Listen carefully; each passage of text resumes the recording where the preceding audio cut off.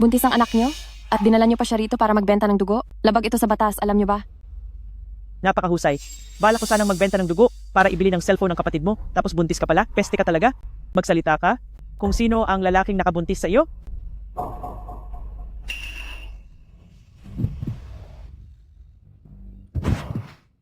Ikaw ba ang babaeng pinapunta ni Mama ngayong gabi? Nagkakamali ka.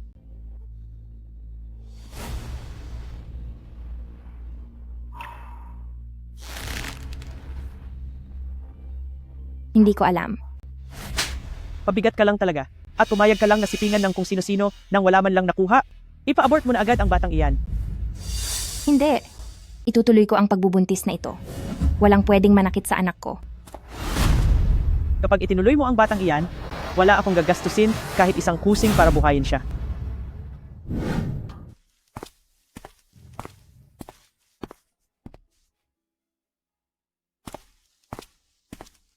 Yuan, magpakabait ka ha. Dito ka lang muna at maglaro ng Rubik's Cube. Hintayin mong matapos si mommy sa trabaho. Kapag napagod ka na, pumunta ka muna doon sa loob ng convenience store. Tandaan mong mag-ingat palagi. Ano pa ang dapat mong gawin? Huwag kukuha ng candy mula sa hindi ka kilala at huwag sasama sa mga taong hindi mo kilala. Maghintay lang dito hanggang sa matapos si mommy sa trabaho. Oo, napakabait mo talaga. Halika rito. Magpakabait ka ha.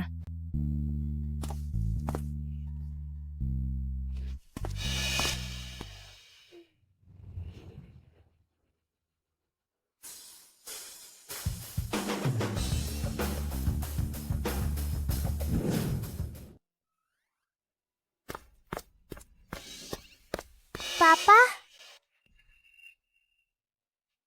Patay na tayo. Ang lakas ng loob ng batang ito na yakapin ang binti ni Ginoong Lu. Naghahanap talaga siya ng gulo. Bata, nagkakamali ka ng taong niyayakap. Sige na, hanapin mo na ang magulang mo. May part-time job ang mami ko sa loob. Hindi ako pwedeng pumasok. Iniwan ang anak sa labas ng pinto para lang pumasok at kumita ng pera. Mukhang pera talaga ang babaeng iyon. Nagtatrabaho ang mami ko para sa tuition fee ko. Masamang papa, huwag mong pagsasalitaan ng ganyan ng mami ko.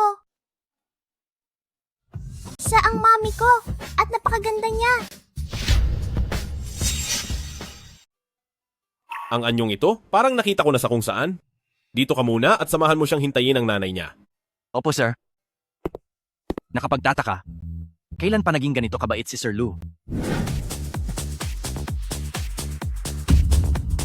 Ang galing nyo talaga, Sir Lu. Sir Lu, masyado ka namang magaling. Ang 7,200,000 pisong natalo mo ngayong gabi, huwag mong kalimutang ilipat sa account ko. Kuripot, kayong mga taga-pamilyang Lu, 10 henerasyon ng iisang anak lang, mukhang mapuputol na sa iyo. Ano ba ang gagawin mo sa dami ng perang kinikita mo? Pati na rin ang utang mong 12,000,000 piso noon. Siguraduhin mong mababayaran mo ako.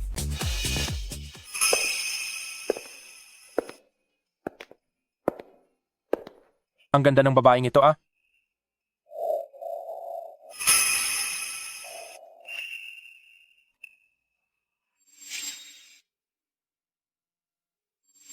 Siya nga. Sinasabi ko sa iyo, walang kuwentang makipaglaro ng darts sa isang eksperto na katulad mo, laging ikaw ang nananalo. Ano kaya kung palaruin din natin ang batang babaeng ito? Itira mo para sa akin. Sir Lu, kapag nanalo ba ako, maaari niyo ba akong bigyan ng pera? Hindi ko akalaing ganito siya kaganid sa pera. Kung mananalo ka, 800,000 piso bawat tira. Kapag nanalo ako, may pambayad na sa matrikula ni Yuan.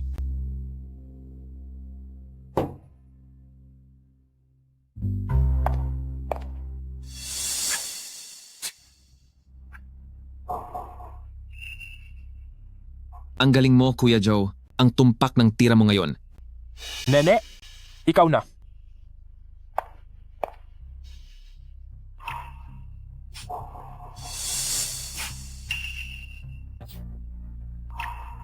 Grabe. Sa isang tira lang ng magandang dilag, natalo si Sir Lu ng 2,000,000 at 400,000 piso. Palaging si Sir Lu ang nananalo, mabuti na lang at mabubutas ang bulsa niya ngayon. Nene, mauna ka sa pagkakataong ito. Kung matatalo pa ng 2,000,000 at 400,000 piso, hindi ko na mababayaran iyon kahit ibenta ko pa ang sarili ko.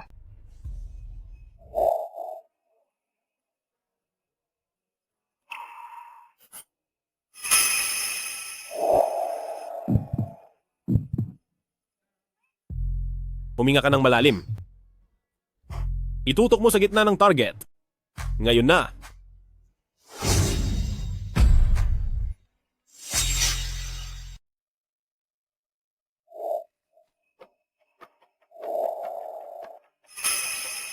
Natuto ka na ba? Opo, natuto na ako. Isa pang laro.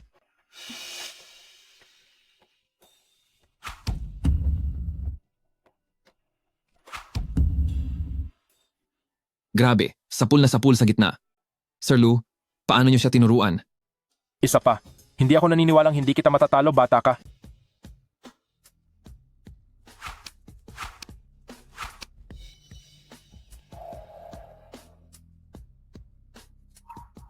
Ang galing. May pambayad na para sa matrikula ni Yuan Yuan.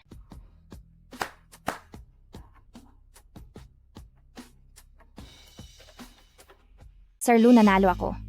May kabuang 6 na marka na nagkakahalaga ng 4 na milyon at 800,000 piso.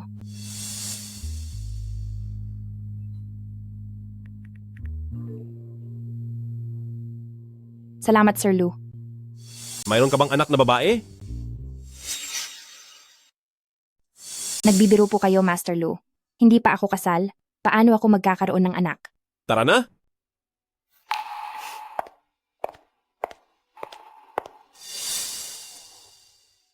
Bakit? May gusto ka ba sa kanya? Si Shen Ziyi ay kumikita ng 4,600,000 at 80,000 piso sa isang araw. Ang galing niya talagang magbenta ng sarili. Puro paglalandi lang naman siya. Nanay na siya? Hindi ba siya marunong mahiya sa sarili niya? Nagbebenta lang ako ng alak. Hindi ako nagnanakaw o nang aagaw. Ano ang dapat kong ikahiya? Tumabi kayo. Ang mabuting aso ay hindi humaharang sa daan. Shen Ziyi, ang lakas ng loob mong tawagin akong aso. Talagang papatayin kita. Halikayo rito. Hubaran niyo siya. Akala mo ba ay napakabanal mo? Bitawan niyo ako. Anong ginagawa niyo rito? Manager. Shen Ziyi, tinutukso ang mga customer habang nagbebenta ng alak. Sinisira ang reputasyon ng club natin. Sinasabi ko sa iyo, Shen Ziyi, noong una ay naawa lang ako sa iyo dahil isa kang single mom, kaya binigyan kita ng trabahong ito. Hindi ko akalain na ganoon ka palang klase ng babae na walang delikadesa sa buhay. Porke ba single mom ay wala ng delikadesa? Bakit ang tindi ng galit mo sa mga babae? Hindi ka ba ipinanganak ng isang babae? Sobra na ang pagpaparaya ko sa iyo, hindi ba? Maniwala ka man o sa hindi, sa isang salita ko lang, mapapaalis kita agad dito at hayaan kang magutom sa kalsada. Pero sa bagay, sa kabilang banda, gusto ko ang mga katulad mong babaeng may anak na. Kung susunod ka sa akin, ang mga alak sa mga VIP room, hahayaan kitang magbenta ng lahat ng iyon. Ano sa tingin mo? Nako, tinutukso ni Shen Ziyi ang manager? Talagang wala siyang hiya. Kaya naman pala napakataas ng benta mo dahil pala gumagamit ka ng maduming paraan. Isoli mo ang pera sa akin. May asawa na ang manager? Pilit pa rin siyang nagiging kabit? Hindi mo pa ba alam? Nanganak na siya bago pa man makapagtapos ng kolehiyo. Nabuntis ng hindi kasal, anong hindi niya magagawa para lang sa pera? Talagang walang hiya. Dapat nang mapalayas ang ganitong klase ng tao, sinisira ang reputasyon ng club natin. Ako. Narito na si Lord Lu.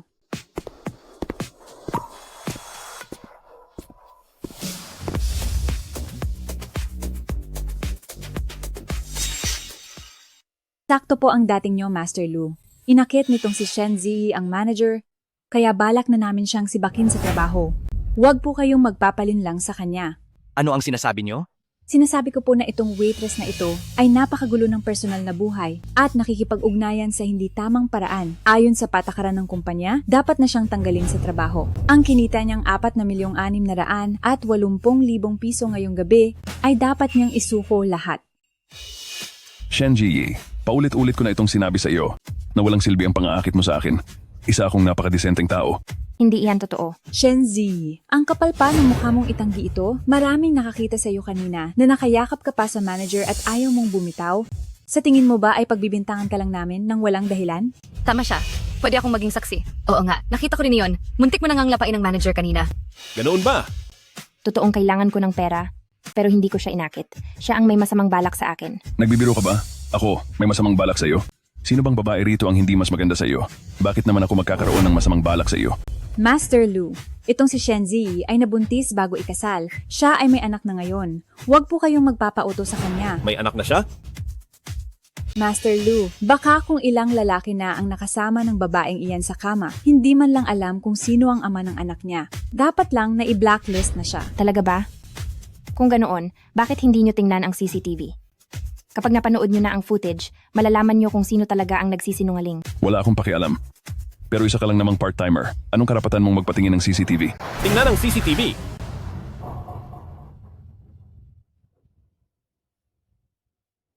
Paalisin siya at dalhin sa presinto. Hindi po, Master Lu. Ako ang manager ng club na ito. Hindi niyo po ako pwedeng sibakin. Bago ka lang, no? Hindi mo ba alam na ang lahat ng mga club sa buong Shenzhen ay negosyo ni Master Lu? Nagkamali po ako. Pakiusap, bigyan niyo po ako ng pagkakataon. Master Lu. Master Lu. Magsialis na kayong lahat. Manatili ka. Ang tungkol sa nangyari ngayong araw. Maraming salamat po. Hindi ko lang matiis ang mga taong binabaliktad ang katotohanan. Wala kang kasalanan. Kaya naman hindi ka dapat mapagbintangan ng mali. Napakagaling nyo po talaga. Kaya pala karapat dapat kayong maging boss. Sir Lu, kung wala na pong iba, aalis na ako.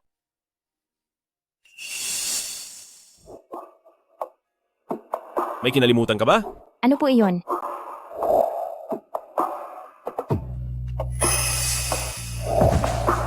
Noong gabing iyon sa hotel, 5 taon na ang nakararaan. Ikaw ang naging agresibo noon. Buong gabi tayo hanggang sa mag-umaga. Nakalimutan mo na ba ang lahat? Sir Lu, ang gabing iyon ay isang aksidente lamang. Oo. Pasensya na po talaga. Aksidente? Sir Lu, napakayaman ninyo. Samantalang ako ay isang manggagawa lamang. Kung hindi iyon isang aksidente, hindi kailanman magtatagpo ang ating mga landas. At saka, malinaw na may anak ka na. Bakit hindi mo ito sinabi sa akin? Iniisip mo ba na ako ay... Hindi po. Napakamakapangyarihan at yaman niya. Kapag nalaman niyang si Yuan Yuan ay anak niya, tiyak na aagawin niya ito sa akin. Sir Lu, matagal na pong patay ang tatay ng bata. Kung wala na pong iba, mauuna na po akong bumalik sa trabaho.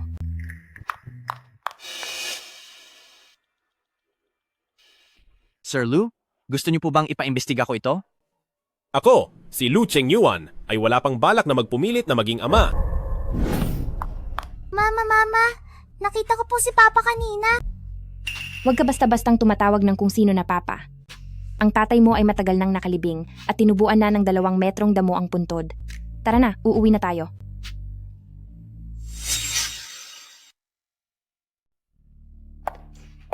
Magkano ang kinita mo kagabi? Ibigay mo na sa akin. Nagtayo lang naman ako ng maliit na puwesto. Magkano lang ba ang kikitain doon? Kung kumita ka man o hindi, malalaman ko rin naman kapag ipinakita mo sa akin, di ba? Ibigay mo sa akin ang cellphone mo, bilis. Kagabi, nakakuha lang ako ng 200 piso. Bakit ka kinakabahan kung wala kang pera? May itinatago ka, no? Para sa matrikula iyan ni Yuan Yuan, ibalik mo sa akin. Anak, tingnan mo kung magkano ang pera sa loob ng cellphone. Grabe!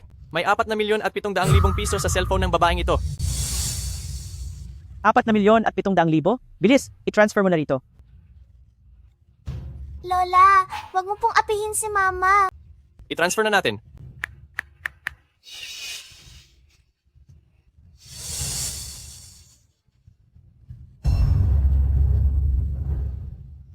Iyak ka ng iyak, maghapon ka na lang umiiyak. Sinasabi ko sa inyo, kayong dalawang mag-ina, malapit nang dumating ang magandang buhay para sa inyo. Ano na naman ang binabalak mo? Bakit ganyan ang hitsura mo? Para kanino iyan? Ako ang nanay mo, tingin mo ba ipapahamak kita? Matandang Wang, lumabas ka na. Ano ang gagawin ninyo? Ji, napakalaking swerte mo talaga. Ang taong iyon na si Matandang Wang ay isa palang mataas na opisyal sa Lu Group, hindi kanya pinandidirihan kahit may dala ka pang pabigat at handa pa siyang magbayad ng 2,300,000 piso para sa dote para lang pakasalan ka. Kaya ikaw, magpasalamat ka na lang ng palihim. Ma! Ang matandang lalaking iyan, nakabugbog na at nakapilay ng 3 asawa. Gusto niyo ba talaga akong ipakasal sa kanya? Akala ko noon mas pabor ka lang talaga sa mga lalaki. Hindi ko akalain na hinding-hindi mo pala itinuring na sariling anak. Ano naman kung sakta ng asawa? Kapag ang babae ay hindi sumusunod, dapat lang siyang maturuan ng leksyon. Huwag kang mag-alala. Sa ganda mong yan, paano naman kita magagawang saktan? Haalagaan lang kitang mabuti. Bitawan mo ako. Manigas ka. Mamatay man ako, hinding-hindi ako papakasal sa iyo. Masyadong palaban. Baka hindi natin maibigay ang produkto. Ang mga babae naman, kakalma rin iyan pagkatapos ng isang gabi. Sige.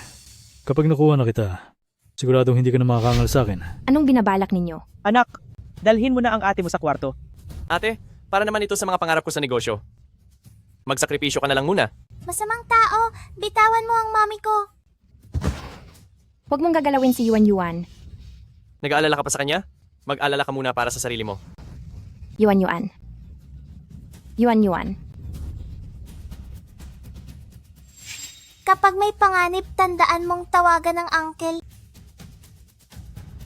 Daddy, bilisan niyo. Iligtas niyo si Mami.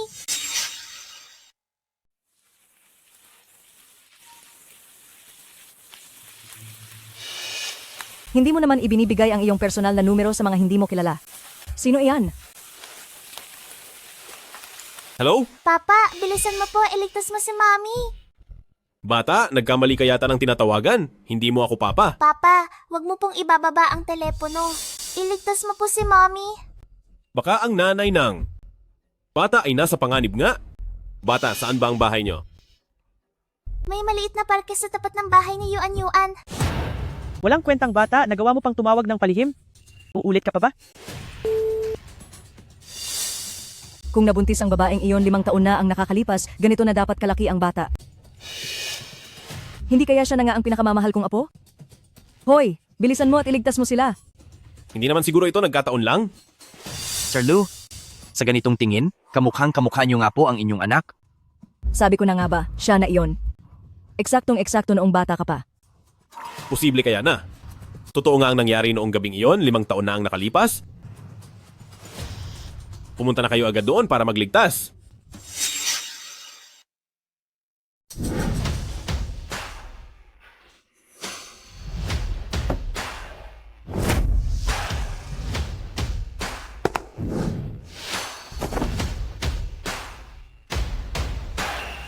Panginoong Lu, bakit po kayo napunta sa ganitong lugar?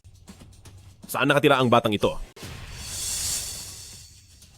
Huwag ka nang maraming daldal. Bilisan mo at ihatid mo si Panginoong Lu doon. Alam mo ba kung kaninong anak ito? Siya ang paboritong apo ng $1 billion group.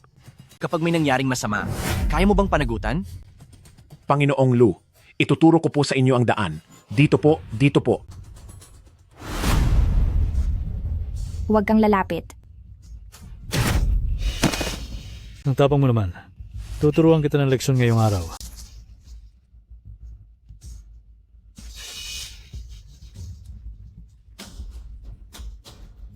Huwag mo nang asahan. Paano naman siya lilitaw dito? Naghahanap ka ng ikamamatay mo. Huwag kang matakot. Ako ito. Mama. Mama. Yuan Yuan, magpakabait ka. Ligtas na tayo. Ikaw ba ang lalaki ng pabigat na ito? Nagrenta ka lang ng ilang bodyguard at nagagawa mo nang magmayabang sa harap ko? Sinasabi ko sa iyo, hindi ako si Shen Tianzi, ang taong dapat mong kinalaban. Alam mo ba kung sino iyon? Ang bayaw ko, isang mataas na opisyal sa Lu Group. Ikaw, ngayon din, ay lumuhod ka at mag-bow ng 50 beses sa akin at palalampasin ko ito. Lu Group, iyon ay isang kumpanyang nagkakahalaga ng trilyon-trilyong piso. Dahil kinalaban nyo ang pamilya namin, kayong lahat ay tapos na. Bitawan niyo ako. Ginoong Lu, wala akong kinalaman sa kanila. Kuya Wang, baka nagkakamali ka lang? Hindi ba siya ang lalaki ni Shen Ziyi? Paano siya magiging ang makapangyarihang Ginoong Lu ng Lu Group? Tama. Kuya Wang, sigurado akong nagkakamali ka. Manahimik ka. Paano magkakamali ako? Bakit hindi pa kayo lumuluhod para magmakaawa kay Ginoong Lu na patawarin kayo? Hindi maaari iyon, Brother Wang. Nagbibiro ka lang siguro, hindi ba? Siguradong hindi iyon totoo. Siguradong hindi iyon totoo.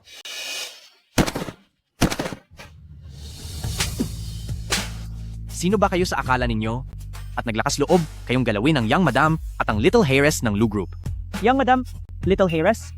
Master Lu, wala po akong kinalaman sa kanya. Parang awa niyo na. Patawarin niyo ako. Ipaalis sila sa Shen City at iban sa buong industriya. Masulu. Masulu. Madalas ka ba nilang apihin ng ganito? Ziyi, pamilya mo naman kami. Sila po iyon. Gusto nila kaming ibenta ni Mommy at sinaktan pa nila si Mommy. Zhao Yuan, pagbayarin mo sila ng 100 ulit. Masusunod po.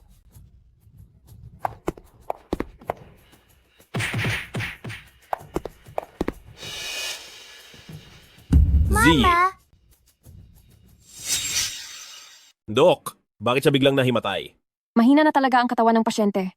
Marami ring mga sugat sa labas ng katawan niya. Kailangan niya ngayong magpahinga ng mabuti. gising ka na po, Mama.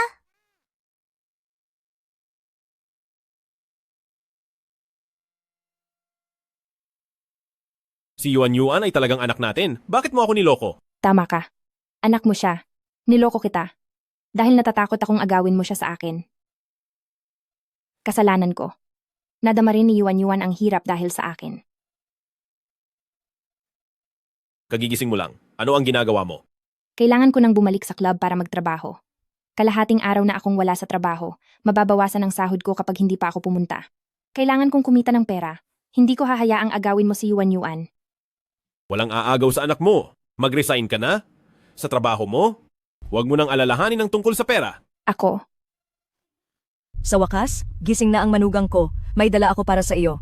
Itong sopas ng sea cucumber na ako mismo ang nagluto. Ang putla ng iyong mukha. Sige na, uminom ka para lumakas ka. Wag na po, wag na po. Patawad po, patawad po. Ang damit na ito ay gawa ng pinakamahusay na designer sa bansa. Ito ang huling obra niya. Nagkakahalaga ito ng 78 milyong piso at ito rin ang paborito ng matandang ginang. Paano ko mababayaran ang milyong piso na iyon? Matandang ginang, magtatrabaho po ako ng mabuti para mabayaran kayo.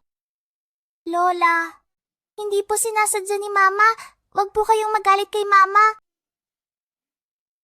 O apo ko, bakit naman ako magagalit sa mami mo? Isang damit lang naman iyan.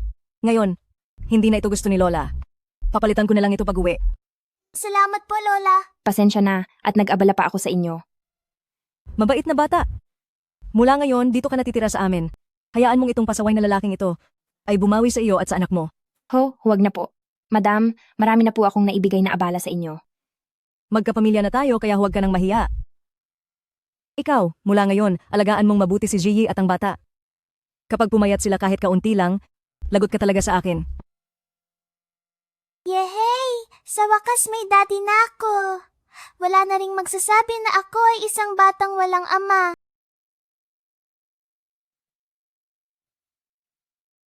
Ma, naiintindihan ko po. Dahil lang sa bata, napilitan siyang maging responsable sa amin. Siguradong galit siya sa akin, di ba? Tatay, ang laki naman ng bahay niyo. Ito ay magiging bahay na rin ni Yuan Yuan simula ngayon. Gusto ba ito ni Yuan Yuan? Opo, gusto ko.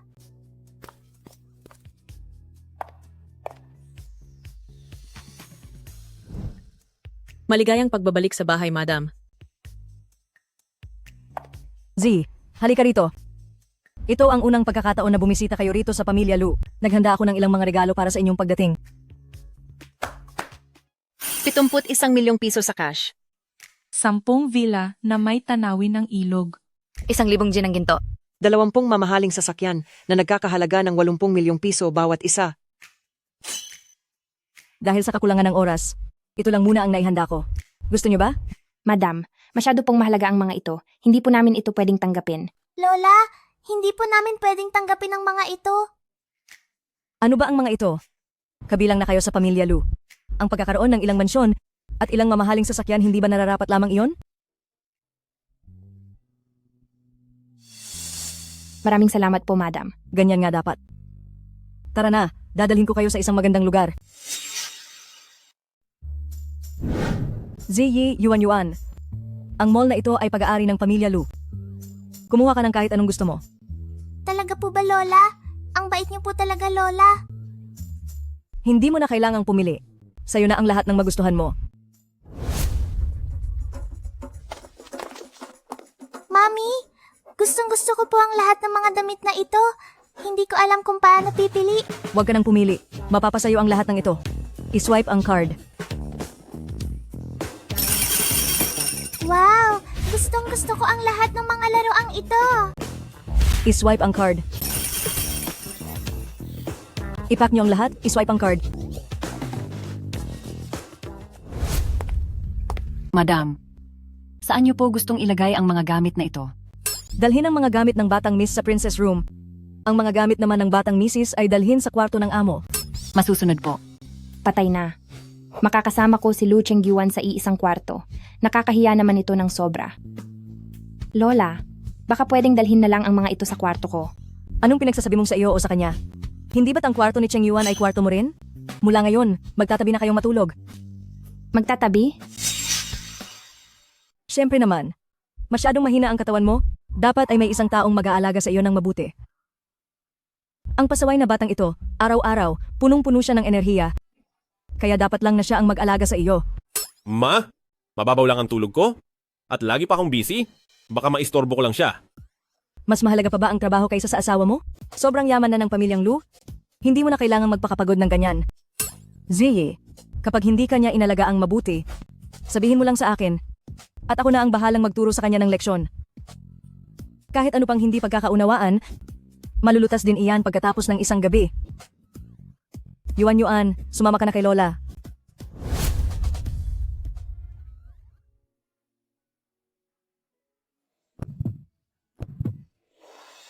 Hala, bakit ang init mo?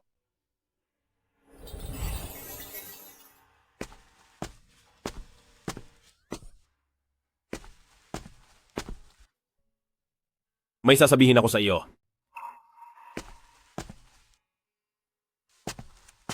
Si Yuan ang tanging tagapagmana ng pamilyang Lu.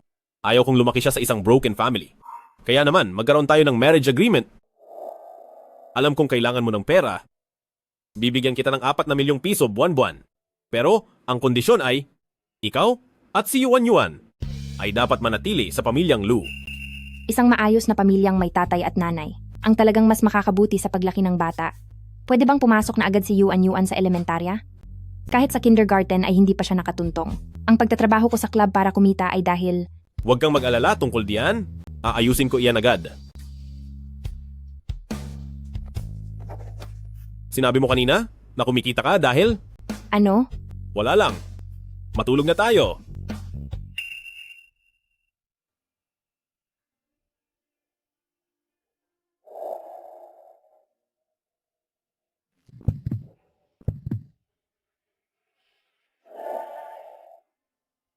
Mag-aayos lang ako ng ilang dokumento.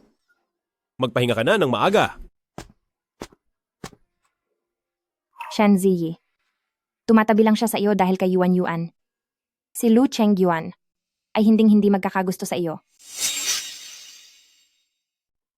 Yuan, kumain ka pa ng marami.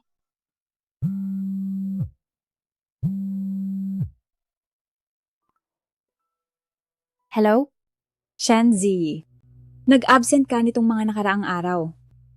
Kapag hindi ka pa pumasok ngayon, ang suweldo mo ngayong buwan, huwag mo nang asahang makakuha kahit 1 sentimo. Sige, papunta na ako agad. Anong nangyari? Kailangan ko nang pumasok sa trabaho. Ipinapaubaya ko na muna sa iyo si Yuan. Hindi ba't pinag-resign na kita? Responsibilidad mo ang bata. Magdidiborsyo rin naman tayo balang araw. Ito ang trabaho ko. Aalis na ako. Hindi na pala siya makapaghintay na makipaghiwalay sa akin. Daddy, pwede po ba tayong pumunta sa pinagtatrabahuhan ni Mami?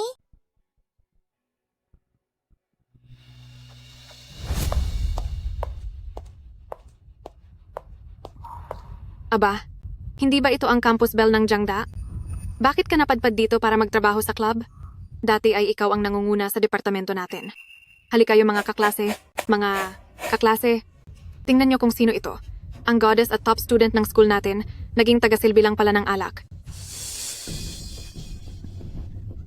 Aba, dito na pala nagtatrabaho ngayon si Shen na campus bell natin? Halika rito. Samahan mo kaming mga dati mong kaklase na uminom. Pasensya na. Nagtitinda lang ako ng alak pero hindi ako nakikipag-inuman. Sus, kunwari ay napakabait noong nasa school. Ngayong nagtitinda ka na ng alak, nagmamalinis ka pa rin. Binibigyan ka na nga ng mukha na samahan kaming uminom. Shanzi, kung hindi mo ako pagbibigyan bilang dati mong kaklase, mag-ingat ka dahil baka ireklamo kita. Sinasabi ko sa inyo, hindi ako makikipag-inuman. Magreklamo kayo kung gusto nyo. Bumalik ka rito. Sino ang nagsabing pwede kang umalis?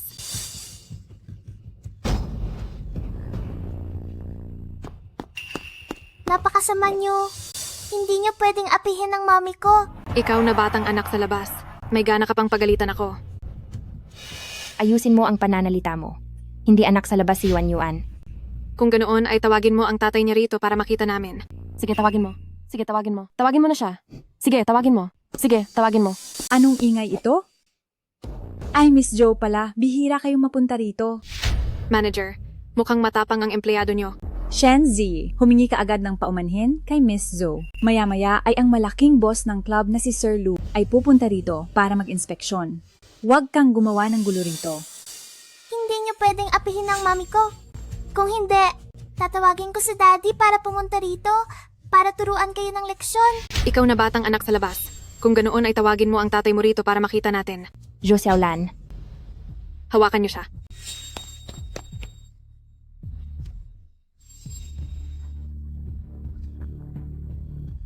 Masamang tita, huwag mong apihin si Mommy. Yuan, bilisan mo at hanapin mo si Daddy. Bilisan mo. Balak mo pang tumakas?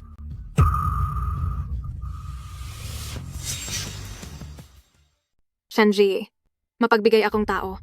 Basta lumuhod ka at humingi ng tawad sa akin ngayong araw, maaari ko nang kalimutan ang lahat ng nangyari. Wala naman akong ginawang masama. Bakit kailangan ko pang humingi ng tawad? Shenzi, itigil mo na ang gulo. Parating na si Jilu. Kung maapektuhan ang tingin ni Jilu sa ating club at hindi na siya mag-invest sa atin, kaya mo bang panagutan iyon? Galit na siya sa akin sa simula pa lang. Kapag nakita ni Lu Chenyuan ang kaawa-awa kong hitsura, baka lalo lang siyang mawalan ng respeto sa akin. Pasensya na. Sabi ko, lumuhod ka at humingi ng tawad. Bitawan niyo ako, hindi ako luluhod. Ganoon ba? Sinong nangahas na paluhurin at pahingiin ng tawad ang tao ko?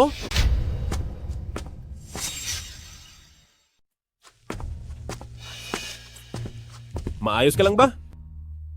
Tatay, siya po ang umaapi kay Mommy. Ikaw ang kabit ni Shenji, di ba? Nagawa mo talaga akong saktan? Ituloy nyo. Bugbugin nyo siya hanggang sa sumuka siya ng dugo.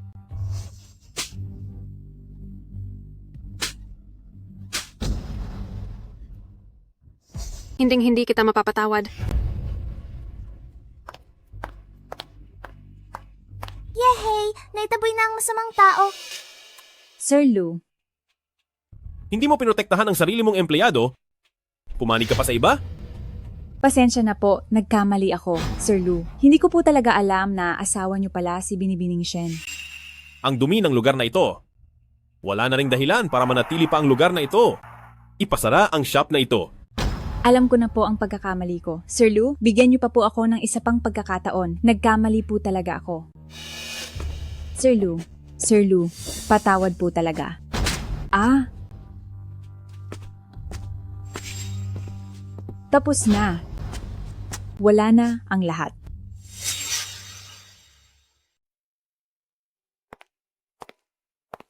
Naisara na ang clubhouse. Magpalakas ka muna ng iyong katawan.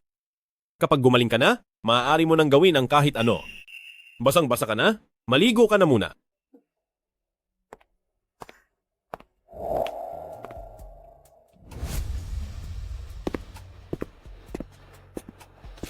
Tutulungan kitang patuyuin ang buhok mo. Ako na lang ang gagawa. Kapag hindi natuyo ang buhok mo, magiging mas mahirap kapag nilamig ka.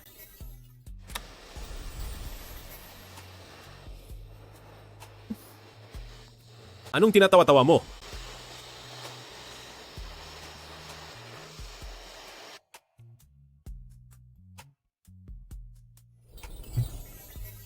Bakit ka natatawa? Bakit kailangang ang lapit-lapit niya?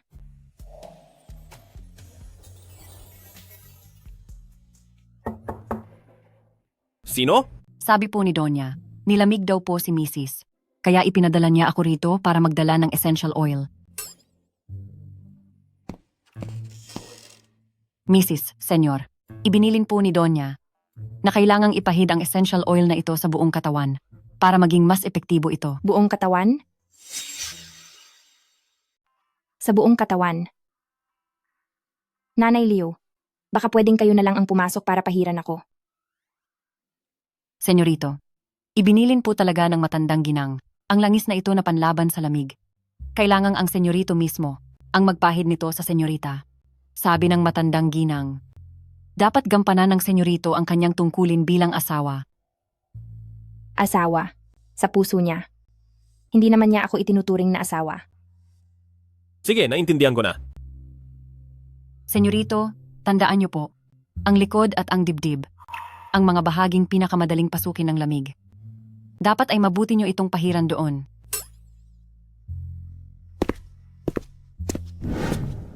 Siguro ay ako na lang ang gagawa nito.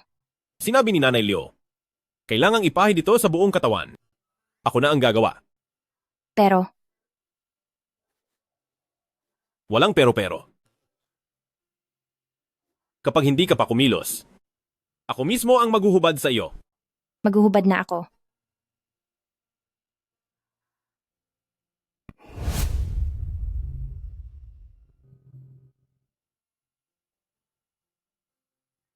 Mag-relax ka lang.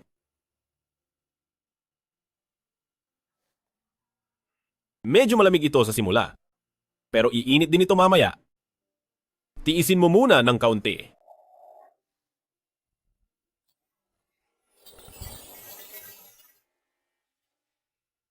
Ano ang ginagawa mo?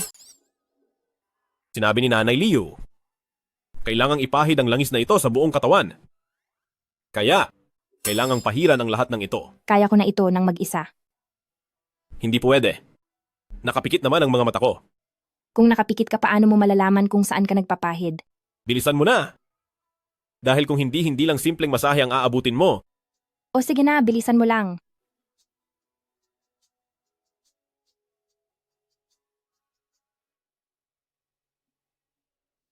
Hindi pa ba tapos?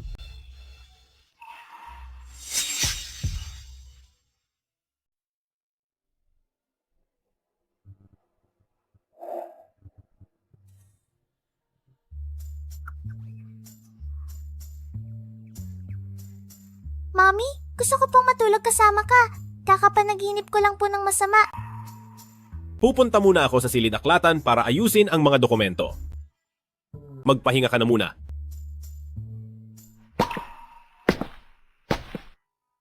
Shanzi, isa lang naman itong kasal sa kontrata. Siya ay mabait lang sa iyo, alang-alang kay Yuan. Kaya niya lang ito ginagawa. Nagpaplano akong magdaos ng isang handaan para sa pagkilala. Para malaman ng lahat na si Yuan ay anak ko, ni Lu Chengyuan. Ibig niyo bang sabihin ay sasamantalahin niyo ang pagkakataon para i-anunsyo ang katayuan ng Young Madam para walang mga has na saktan siya? Masyado kang madaldal. Halata namang nahuhulog na ang loob pero ayaw pa ring aminin ang lalaking ito ay mapagkunwari. Paano naman ako magkakagusto sa isang babaeng mukhang pera na katulad niya? Hindi ito problema na dapat isipin ng isang may sahod na 800,000 piso kada buwan. Gawin mo na lang ang mga iniutos ko sa iyo. Opo. Nabalitaan mo na ba? Parang may lihim na inihahandang-handaan ang Young Master. Siyempre naman. Balita ko ay magiging napakarangya nito. Ang lahat ng mga maimpluwensyang tao sa Shenzhen ay darating para dumalo. Anong klasing handaan ba ang ganito karangya? Kailangan pa bang itanong iyan? Mahigit 30 taong gulang na ang Young Master. Siguradong naghahanda na siya para sa kaniyang kasal. Kasal? Sa aling anak ng mayamang pamilya? Sa katayuan ng ating Young Master, siguradong anak siya ng isang napaka-impluwensyang pamilya. E paano na si Binibining Shen? Ano pa nga ba? Ang maisilang si Binibining Yuan para sa Young Master ay isa ng napakalaking swerte para sa kaniya. Ano pa ba ang inaasahan niya? Ano bang mga pinagsasabi ninyo? Tigilan niyo ang pagkakalat ng chismis. Ayaw niyo na bang manatili rito sa pamilya Lu? Young Madam, gusto ng Young Master na isama niyo si Binibining Yuan papunta sa bulwagan ng pamilya Lu. Sige po.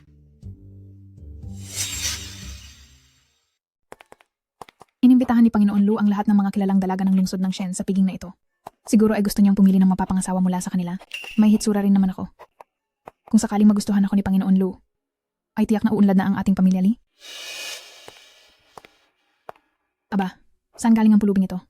At naglakas loob pang magdala ng bata para agawin si Panginoon Lu? Huwag mong pagsalitaan ng masama ang nanay ko. Oh, nagagalit na ang maliit na anak sa labas? Bakit? Mali ba ang sinabi ko? Tingnan mo muna ang iyong katayuan sa buhay. Ang piging na ito na inorganisa ni Panginoon Lu ay hindi para sa mga mababang uri na katulad niyo. Ang piging na ito inihanda ng tatay ko. Kaya bakit hindi kami pwedeng pumunta ng nanay ko? Tatay? Ang tatay mo ay si Panginoon Lu? Tama? Talagang mag-ina nga kayo. Napakabilis niyo namang maghanap ng tatay. Ni hindi niyo nakilala ang totoong ama niyo. Talagang wala kayong hiya. Anong karapatan mong pagsalitaan ng anak ko? Bakit? Anong masama sa sinabi ko? Kayong dalawang ambisyosang mababang uri. Asistente Zhao, hulihin niyo na sila bilis. Naglakas loob pa kayong akitin si Panginoon Lu. Tama. Dapat lang silang paalisin. Lagot kayong dalawa. Mga tauhan, ilabas siya. Asistente Zhao, baka nagkakamali po kayo? Sinasabi ko sa inyong hulihin sila. Dahil sa pang-aapi mo sa aming young madam at munting prinsesa ng pamilya Lu, kumanda ka. Young Madam? Munting prinsesa? Ilayo niyo siya rito at huwag na siyang papakita kay Panginoon Lu. Nagkamali po ako, patawad. Asistente Zhao, maawa po kayo sa akin, patawarin niyo po ako. Madam, munting miss, magsisimula ang handaan sa eksaktong 12:00 ng tanghali. Maaari kayong maglibot-libot sa paligid, pero huwag kayong lalayo. Salamat. Salamat, Tito Zhao. Bakit kailangan mo pang maging magalang sa akin? May kailangan lang akong asikasuhin kaya mauna na ako. Ayos ka lang ba, Yuan? Iba talaga ang pamilya Lu. Maging ang bulwagan ng handaan ay napakagarbo rin. Siyempre naman.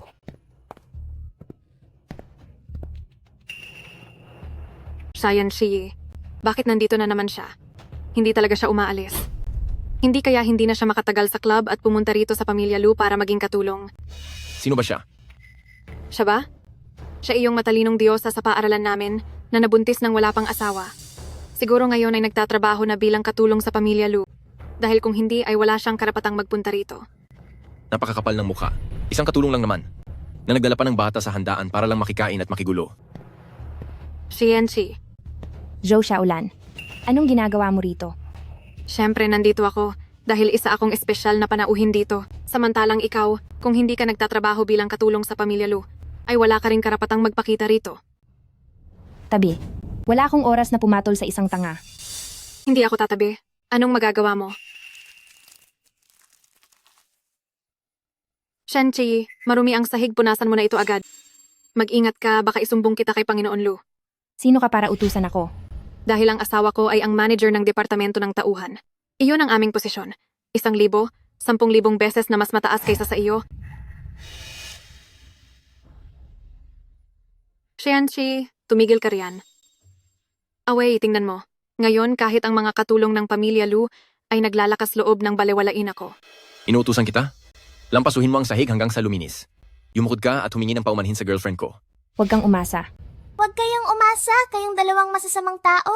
Hindi kayo karapat-dapat na utusan ng mami ko. Ikaw na batang anak sa labas. May gana ka pang pagsalitaan ako ng masama.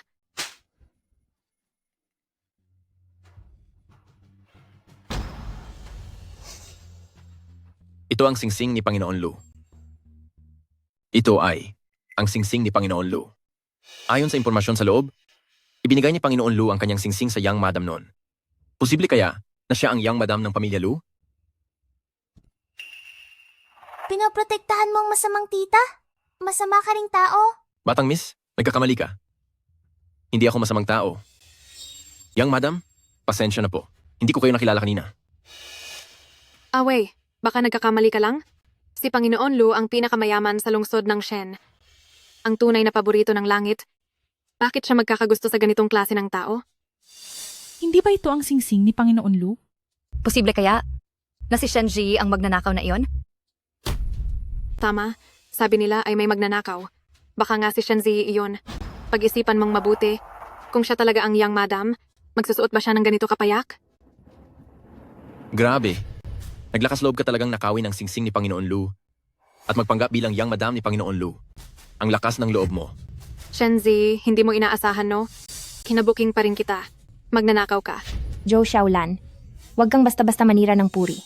Hindi magnanakaw ang mami ko. O sige, sabihin mo. Saan galing ang singsing na iyan? Huwag mong sabihing balak mong sabihin na ibinigay ito sa iyo ni Panginoon Lu. Talagang ibinigay ito sa akin ni Panginoon Lu. Sino ka ba sa akala mo? Dapat man lang ay gumawa ka ng matinong dahilan. Noong kolehiyo ay nabuntis ka, nang hindi kasal kaya napatalsik ka. Ngayon ay hindi lang basta isinama ang anak para makikain ng libre sa piging, naglakas loob ka pa na magnakaw ng gamit ni Panginoon Lu. Ang mga katulad mong tao ay hindi nararapat na nandito. Paalisin siya, paalisin siya.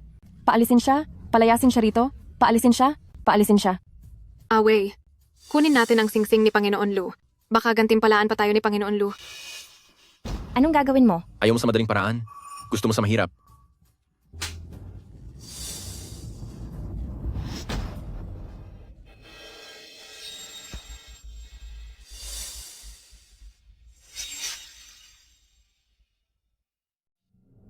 Ibalik mo sa akin ang gamit ko. Gamit mo? Sa tingin mo ba karapat-dapat ka? Ibalik niyo na ang gamit ng nanay ko, bilis. Yuan, halika rito, bilis. Huwag ninyong galawin ang anak ko. Ayoko na ng singsing. Ibalik niyo na lang sa akin si Yuan. Gusto mong palayain namin ang anak mo? Madali lang yan. Lumuhod ka at magkautaw sa akin. At aminin mong ninakaw mo ang singsing. Ano sa tingin mo ang alok na ito? Sulit na sulit, di ba? Nanay, tinuruan niyo po ako na huwag luluhod sa masasamang tao. Ayaw mong lumuhod ha? E di hayaan nating ang anak mo ang humingi ng tawad para sa'yo. Kaso lang ako, ay medyo mabigat ang mga kamay. Itong maliliit na braso at binti na ito kapag pinilit nating paluhurin, siguradong magkakalatog ito, di ba? Sa akin nyo ibuhos lahat. Nananakit kayo ng bata. Anong klaseng tao kayo? Hindi ba't ikaw yung nabuntis bago ikasal at nanganak ng isang bastardo? Ang isang bastardo ay hindi nararapat na manatili sa mundong ito. Balita ko noon para sa bastardong ito nagbenta ka pa raw sa club. Napakadakila naman ang pagmamahal ng isang ina. Hindi bastardo si Yuan. May tatay si Yuan. Ano? Huwag mong sabihin ang tatay mo ay si Master Lu? Ganyan ba ang turo sa iyo ng nanay mo na lumabas para manloko ng iba? Ang tatay ko ay si Lu Chengyuan. Ang batang ito, gusto talagang kilalaning tatay si Master Lu. Nabubaliw na siguro siya. Luluhod ka ba o hindi? Luluhod. Luluhod ako. Pakawalan nyo na ang anak ko. Sinong nangahas na paluhurin ng taong pagmamayari ko?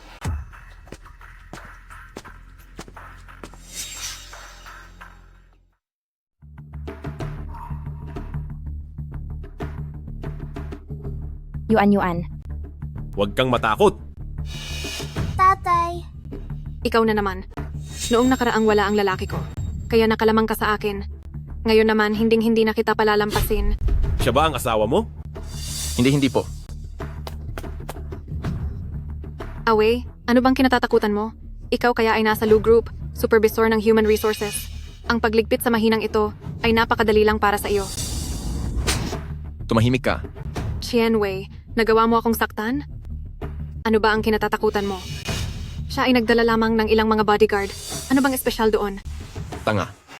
Panginoon Lu, wala po akong kinalaman sa babaeng iyan. Hindi rin ako ang lalaki niya. Nagkamali po ako. Bigyan niyo pa po ako ng isa pang pagkakataon. Panginoon Lu, ikaw. Ikaw pala talaga si Panginoon Lu? Hindi ka kilala? Kanina nung hawak mo, ang aking anak na babae, hindi iyan ang sinasabi mo. Panginoon Lu, hindi ko po alam na silang dalawa ay ang madam at ang munting miss. Maawa po kayo sa akin. Si Enshi, siya nga talaga ang madam. Zhao Yuan. Chien Wei, sibak ka na sa trabaho. Umalis ka na sa Shenzhen ngayon din. At ban ka na sa buong industriya. Wala po akong kasalanan, Panginoon Lu. Mali po ako. Patawad po talaga. Panginoon Lu, patawad po. Wala po talaga akong kinalaman dito. Siya ang lahat ng ito. Siya ang nag-udyok sa akin na gawin ito. Hindi mo pwedeng gawin ito, mahal. Hindi mo pwedeng isisi ang lahat sa akin. Sino ang asawa mo? Magkakilala ba tayo ng maigi? Umalis ka rito. Napakamalas mong tao. Mga tauhan, itapon sila sa labas. Panginoon Lu, alam ko na pong nagkamali ako. Pakiusap, patawarin niyo po ako sa pagkakataong ito.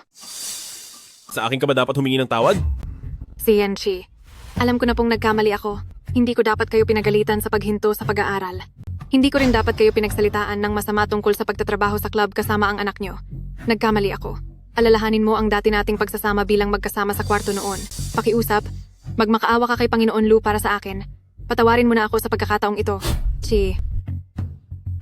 Nagpunta siya sa club nang dahil lang pala kay Yuan Yuan. At dahil na rin sa aksidenteng naging sanhi ng paghinto niya sa pag-aaral. Mali pala talaga ang akala ko sa kanya. Tingin ko ay hindi ka talaga nagsisisi. Natatakot ka lang. Magkasama sa kwarto? Noong nasa kolehiyo pa tayo ay lagi mo na akong pinupuntirya. Gumagawa ka ng mga malalaswang balita tungkol sa akin. At kanina lang sa handaan ay muli mo kaming hiniya ng anak ko. Saan ka kumukuha ng kapal ng mukha para sabihin iyan? Ilabas sila. Nagkamali ako. Patawarin niyo po ako, Panginoon Lu. Patawad. Naging abala ako sa paghahanda ng handaan para sa iyo.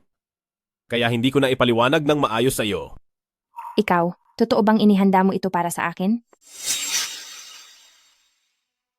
Ito ang handaan para sa pagkilala na espesyal kong inihanda para sa inyo. Ipakikilala ko sa lahat.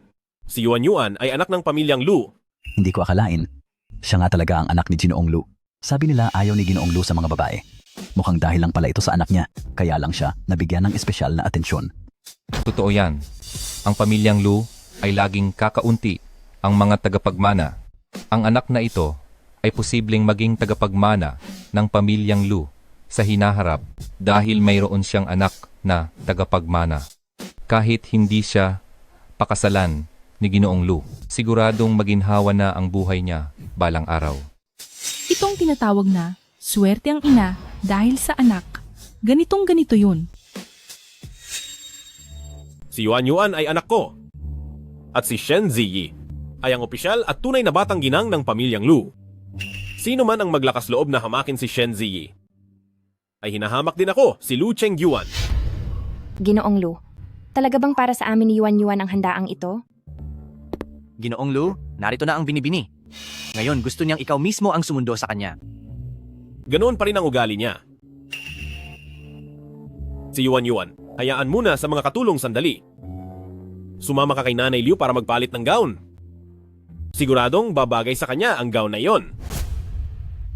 Tara.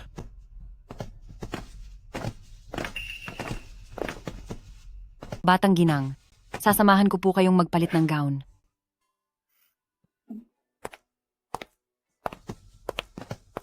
Saan ba nagpunta ang batang iyon? Bakit ang tagal bago dumating?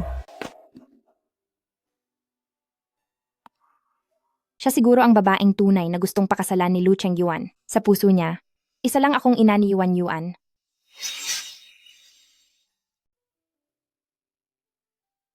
Sabi na nga ba, sila talaga ang itinadhana para sa isa't isa. Kahit na hindi ko kayang mawalay kay Yuan Yuan, oras na para umalis ako. Mami? Mami? Mami? Ang ganda-ganda mo naman. Yuan Yuan, paano kung isang araw ay kailangang maghiwalay ni na daddy at mommy? Kasama ka ba kay mommy? O maiiwan ka kay daddy? Mabait naman si daddy sa atin. Bakit kailangan nating makipaghiwalay sa kanya? Nagbibiro lang ako. Huwag ka nang umiyak.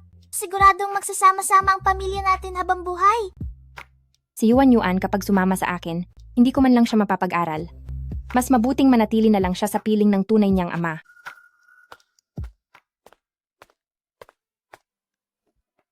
Anong nangyari? Masama ba ang pakiramdam mo? Gusto mo bang tawagan ko ang personal na doktor? Ayos lang ako. Halika na. Magsisimula na ang piging.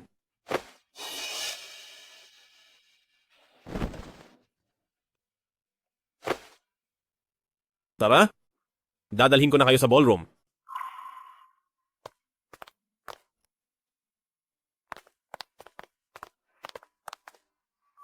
Napakaganda niya talaga.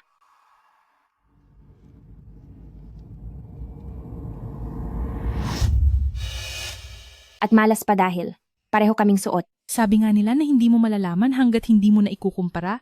Pero kapag nagkumpara ka, ay talagang nakakagulat. Isipin mo, ang parehong damit na isinuot ng magkaibang tao, talagang magkaiba ang kinalabasan. Oo nga. Ngayon ay may magandang panoorin na tayo. Si Miss ay masasabing ang prinsesa ng Shencheng napakataas ng kanyang katayuan.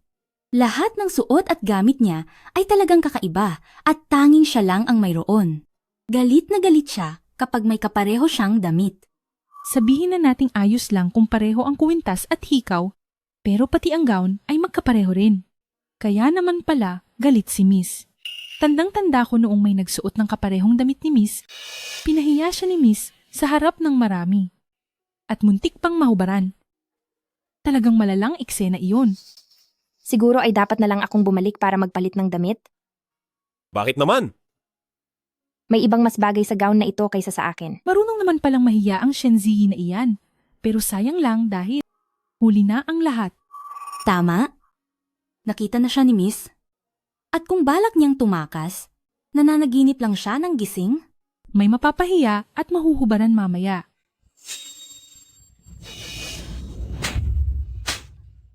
Tinuturuan niyo ba ako kung anong dapat kong gawin?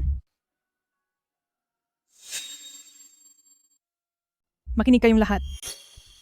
Ang damit ni Ziyi ay ipinagawa ko talaga para sa kanya. Kapag narinig ko pa kayong nagkakalat ng chismis, huwag niyo akong sisihin kung patahimikin ko kayo ngayong araw. Opo, opo. Ikaw si Yuan Yuan, di ba? Ang cute mo naman. Pagkaalis ko, malamang ay magiging mabuti siya kay Yuan Yuan.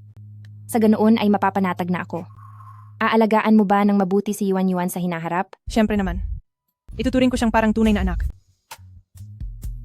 Hindi nga nakapagtataka na ikaw ang pinakamagandang dilag ng Jiangda noon. Ang damit na ito ay mas bagay sa iyo kaysa sa akin. Masyado nyo naman akong pinupuri. Hindi ko po kayang makipagpantay sa inyo. Huminto po ako sa pag-aaral noon.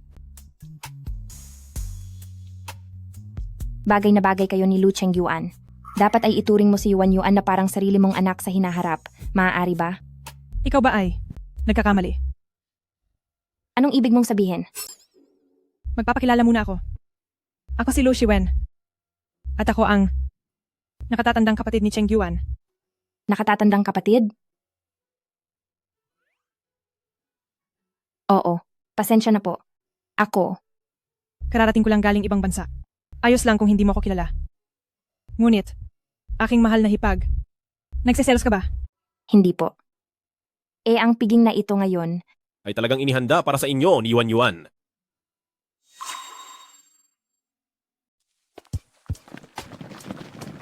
Sa piging na ito ngayong araw, ay nais kong ipahayag sa lahat na ang isang ito ay ang tunay na anak ni Lu Chengyuan. Si Xian Yuan Yuan din ang magiging tanging tagapagmana ng pamilya Lu. At si Xian Ziyi ay ang asawa ni Lu Chengyuan at ang tanging young mistress ng pamilya Lu. Kapag may nambastos sa kanya, ay kinalalaban nyo ang pamilya Lu.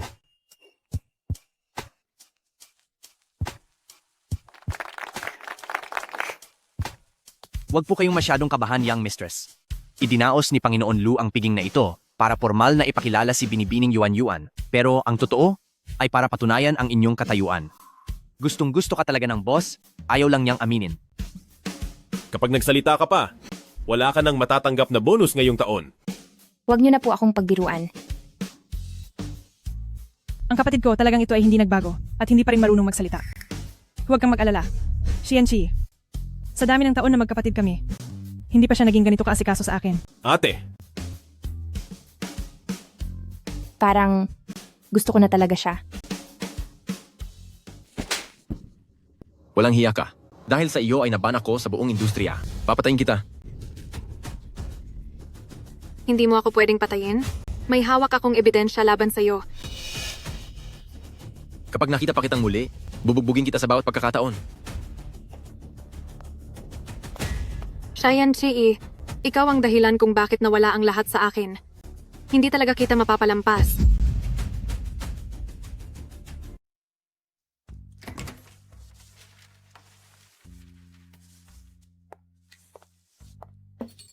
masyado ng gabi. Bakit hindi ka pa nagpapahinga?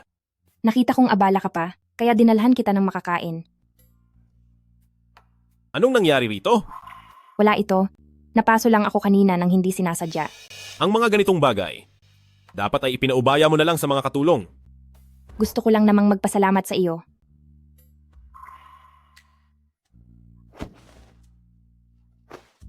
Bakit hindi? Inumin mo muna itong silver ear soup. Bakit hindi mo iniinom? Ito na ang aking midnight snack.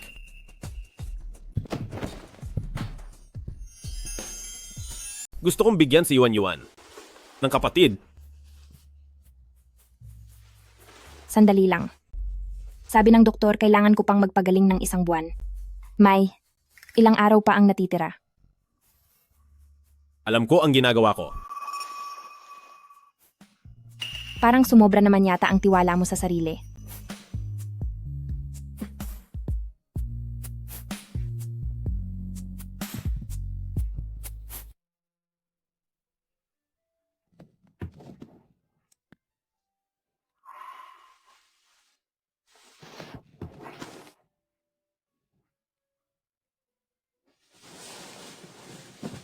Lu Chengyuan, kung talagang hindi mo na kaya, matutulungan kita. Mahalaga ang kalusugan mo. Makinig ka at matulog na. Shen Ziyi, gaano ba karaming swerte ang naipon mo sa nakaraang buhay mo? Hoy, nabalitaan mo ba? Balita ko sa sahig pa rin daw natutulog si Young Master ngayon. Ano namang nakakapagtaka roon? Sinong lalaki ba ang hindi gusto ng bata at maganda? Nanganak na kasi si Young Mistress. Hindi na kasing sexy ng mga batang babae ang katawan niya, di ba? Kaya ba hindi niya ako hinahawakan sa gabi?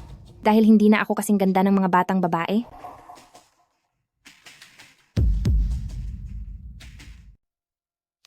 Pero ang batang Panginoon ay hindi mahilig sa mga babae. At saka nandoon pa si Binibining Yuan Yuan. Iyon ay dahil hindi pa niya nakakatagpo ang gusto niya.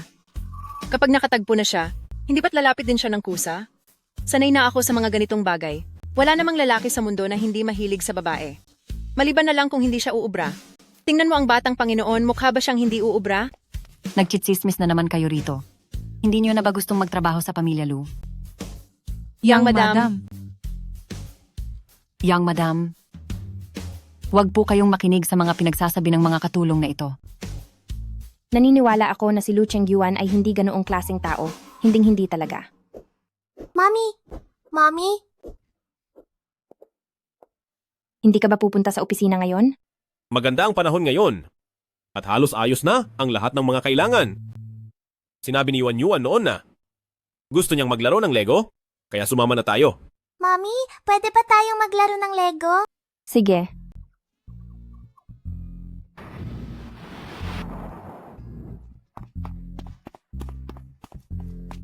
Magandang araw po, Panginoon Lu. Mukhang gustong-gusto po rito ng munting binibine. May promo po ngayon para sa parent-child Lego class. Baka gusto niyo pong subukan? Kami ni Shen Chi ay dapat na talagang mas samahan pa si Yuan Yuan. Halika, pag-usapan natin iyan. Tuloy po kayo.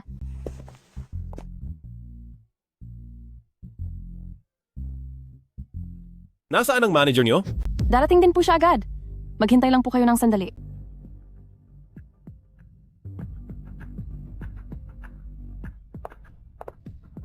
Panginoon Lu, siguradong nakakabagot harapin ang isang losyang na asawa araw-araw.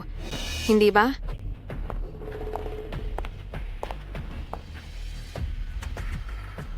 Ang babaeng iyon ay hindi marunong mag-ayos at may mga nakakadiring stretch marks pa siya sa katawan. Iba naman ako. Madalas akong mag-ehersisyo, maganda ang hubog ng katawan ko, at araw-araw ay mabibigyan kita ng kakaibang karanasan. Chu Si Yolan.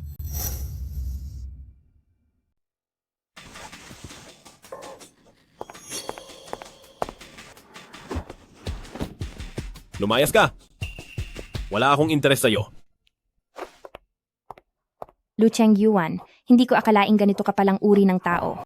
Mommy, hindi ba't nandito ka para hanapin si Papa? Bakit tayo babalik na agad? Hindi siya karapat-dapat na maging tatay mo. Mommy! Mommy!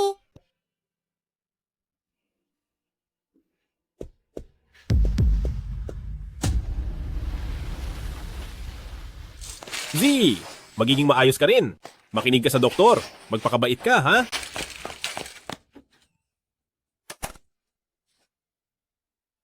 Magiging maayos pa si Mommy? magiging maayos ang mami mo. Maraming dugo ang nawala sa pasyente. Kailangan ng type B na dugo. Wala nang stock ng dugo sa blood bank. Kunin niyo ang sa akin. Type B ang dugo ko. Alagaan mong mabuti si Yuan Yuan. Opo.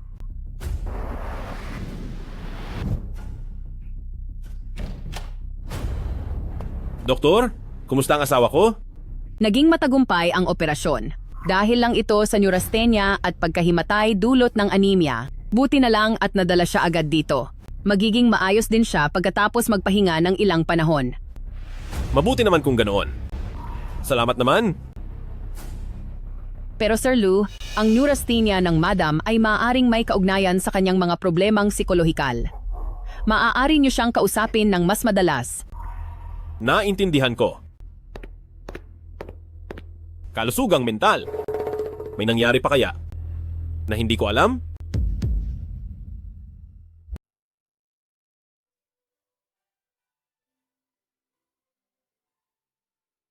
Masakit pa ba? Lu Cheng Yuan. Alam kong nagsama lang tayo noon dahil kay Yuan Yuan. Kapag magaling na ako, matatapos na ang ating kasunduan. Aalis na ako sa pamilya Lu. Pero kailangang sumama sa akin si Yuan Yuan. Hahayaan ko naman kayong magkita sa hinaharap. Bakit mo naman naisip yan? Hindi ba't iyon naman ang totoo? Mama, gusto ko si Mama. Wala kang pera ngayon. At wala ka ring mapupuntahan. Kaya lalong hindi mo maaalagaan ng mabuti si Yuan Yuan. Magpagaling ka muna ng mabuti. Papapasukin ko muna si Yuan Yuan.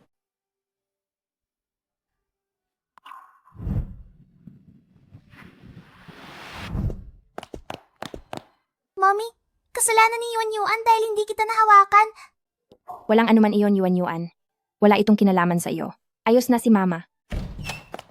Ziye, bakit ka biglang nahulog sa hagdan? Madam, ate, ayos na po ako.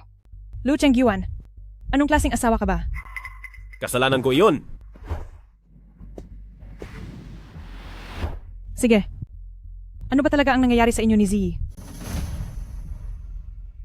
Z, dahil gustong-gusto mo nang umalis sa pamilya Lu. At hindi naman maganda ang pilitan, kaya naman, ibibigay ko na ang iyong kalayaan.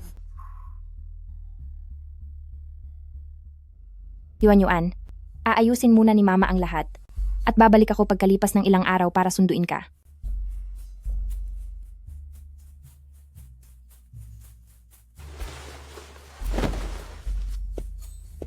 Mama, wag kang aalis.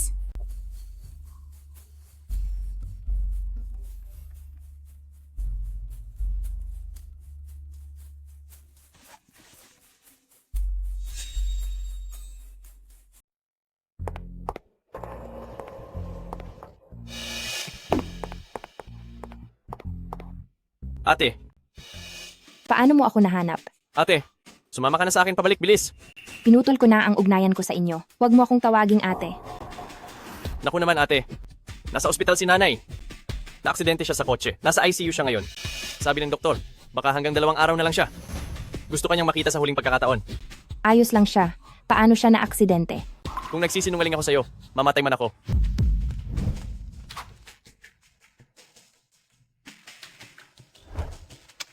Ate, isipin mo na lang ang utang na loob mo sa pagpapalaki niya sa iyo. Puntahan mo na siya sa huling pagkakataon.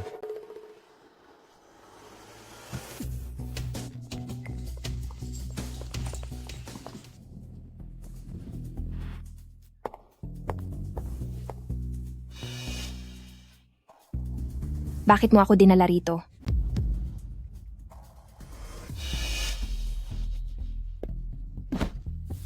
Hindi ka na makakatakas. Ha ha ha ha. Ha ha ha ha.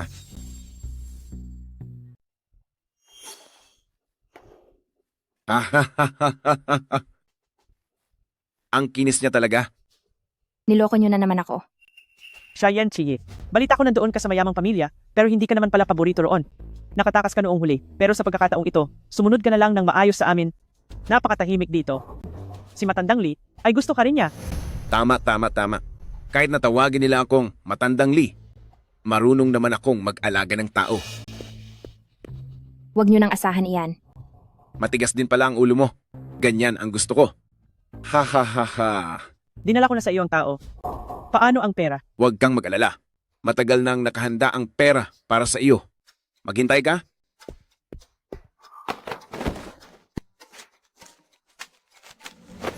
Hindi ito kukulangin kahit 1 sentimo. Nay, minsan talaga ay nagdududa ako kung anak mo ba talaga ako. Hindi ka ba natatakot sa karma sa ginagawa mo? Sa totoo lang, pulot ka lang namin sa tumpok ng damo. Kung hindi lang dahil sa perang dote na ito, hindi kita patatagalin dito. Sa mundong ito, ang kawalan ng pera ang tunay na karma. Ngayong bayad na ang lahat, magsaya ka na riyan. Sige na, alis na. Huwag mong istorbohin ang gagawin ko. Ha ha ha ha ha. Munting sinta, simulan na natin ang oras nating dalawa. Panginoon Lu, nawawala si Madam. Anong nangyari? Ang mga tauhan natin, sinundan si Madam sa iskinita at doon na siya nawala. Kahit halughugin niyo pa ang buong si Yencheng, kailangang mahanap niyo siya. Masusunod po.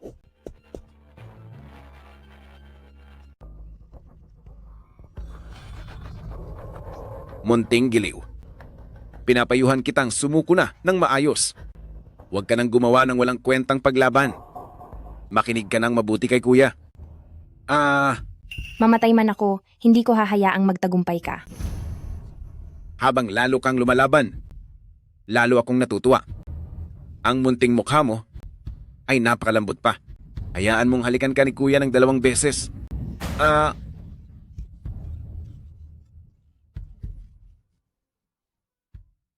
Kapag sinubukan mo akong hawakan, baka mabasag ang mga harapang ngipin mo.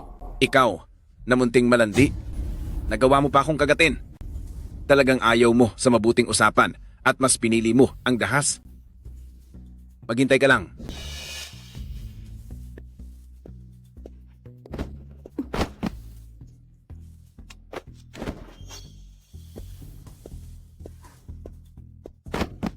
Malandi. Tingnan natin kung saan ka pupunta.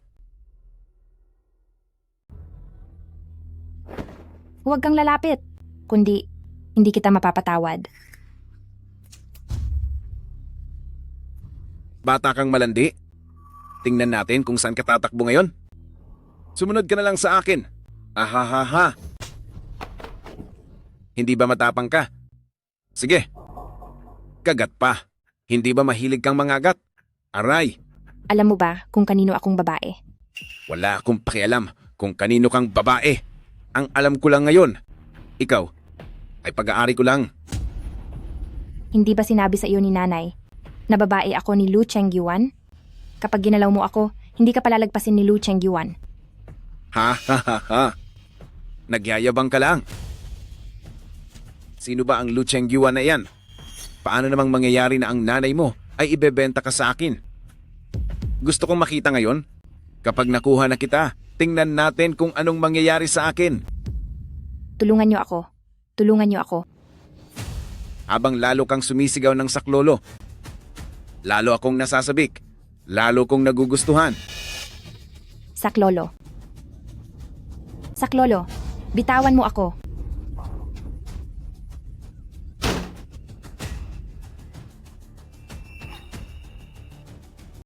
Sino ang may lakas ng loob na galawin ang babae ni Lu Chenyuan? Sino ba kayo? Naglakas loob kayong sirain ang kasiyahan ni Matandang Lee.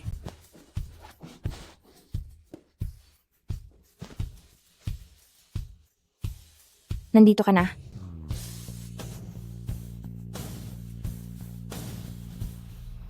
Lumpuhin niyo siya.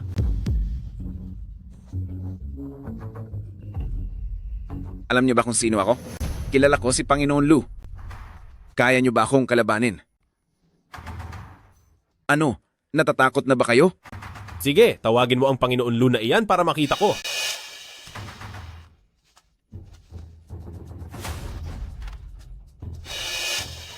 Kayo. Humanda kayong mamatay.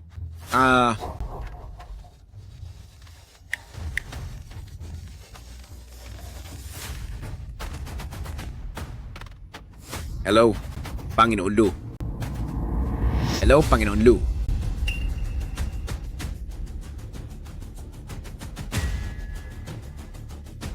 Ikaw. Ikaw ba si Lu Chenyuan? Bakit kahit sino na lang ay may numero ng cellphone ko? Opo, ililipat ko na ang mga hindi importanteng tao sa cellphone ko. Nagkamali talaga ako. Nagkasala ako. Ako. Hindi ko po talaga alam na siya ay ang inyong nobya. Panginoon Lu. Gaya ng dati, tara, uwi na tayo sa bahay.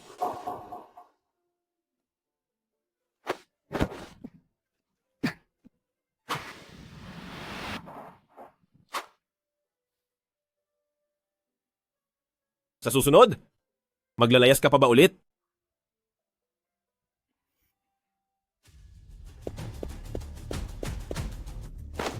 Ang regalo noong nakaraan ay masyadong mabilisang naihanda. Ito, ang regalo ko para sa inyo, isa sa mga handog sa inyong kasal. Pakawalan mo na ako agad. Sino ka ba? May karapatan ka bang kausapin ako ng ganyan? Hayaan mong ipakilala ko ang sarili ko. Ako ang sariling ate ni Lu Cheng Yuan, ang panganay na binibini ng Shencheng. Dito ay talagang wala pang tao, ang hindi ko kayang banggain. Magsalita ka ng maayos. Kundi ay wag mo nang asahang makakalabas ka pa ng pintong ito. Nagkamali po ako. Hindi ko dapat tinukso si Panginoon Lu. Ako, alam ko na talagang nagkamali ako. Sabihin mo, bakit mo gustong saktan si Ziyi? Bakit? Bakit siya pa ang nakakakuha ng pagmamahal ni Panginoon Lu? Gusto ko lang sirain ang lahat ng ito. Mas mabuting tanungin mo ang sarili mo. Kung bakit hindi mo man lang siya mapantayan. Siya ang buong mundo ko. Kung tapos ka na, lumayas ka na. Huwag mo akong piliting magpatawag ng tao para ilabas ka. Babaerong tatay na mahilig mang-akit. Yuan, patawarin mo na si Papa. Sige na. Titingnan ko muna ang gagawin mo sa susunod.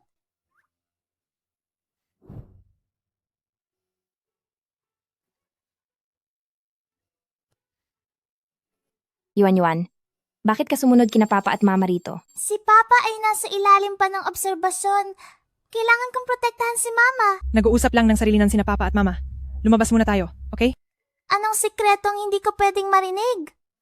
Naku, nag-uusap sina Papa at Mama tungkol sa paggawa sa iyo ng kapatid. Huwag na natin silang istorbohin pa. Yuan, makinig ka. Lumabas ka muna. O sige na nga, pinapatawad ko na si Papa sa ngayon.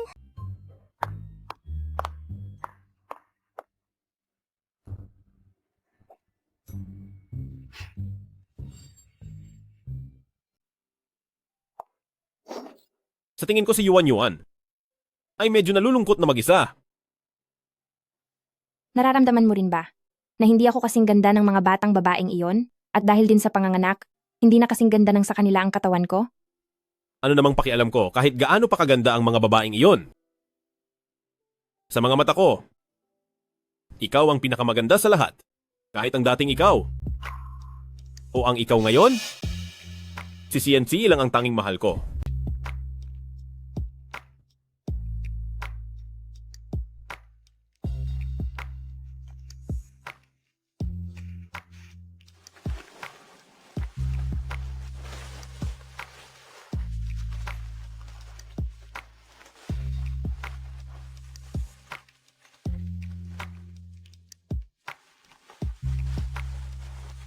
Mabuti at hindi mo ako itinulak palayo ngayong araw.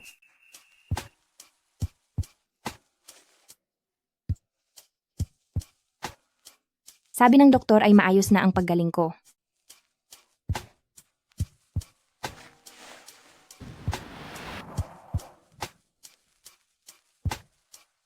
Lu Cheng Yuan. Dahil sa pag-aalaga ko kay Yuan noon, hindi ko pa natatapos ang pagsusulit para sa sertipiko ng CFA noong nasa kolehiyo pa ako. Gusto ko itong tapusin. Sige, aayusin ko na ito agad. Ang iyong katapatan ay tatanggapin ko na.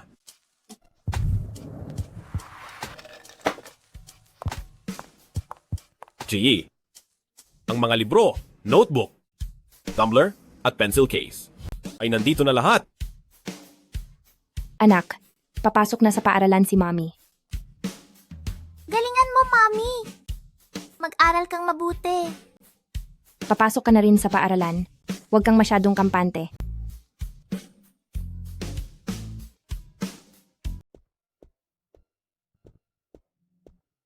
Mahal, Pwede ko bang paalisin ang mga taong iyon? Masyadong agaw atensyon. Paano naman ako makakapag-aral? Ziye, pinoprotektahan nila ang kaligtasan mo ng patago ngayon? Hindi ito makakaabala sa pag-aaral mo.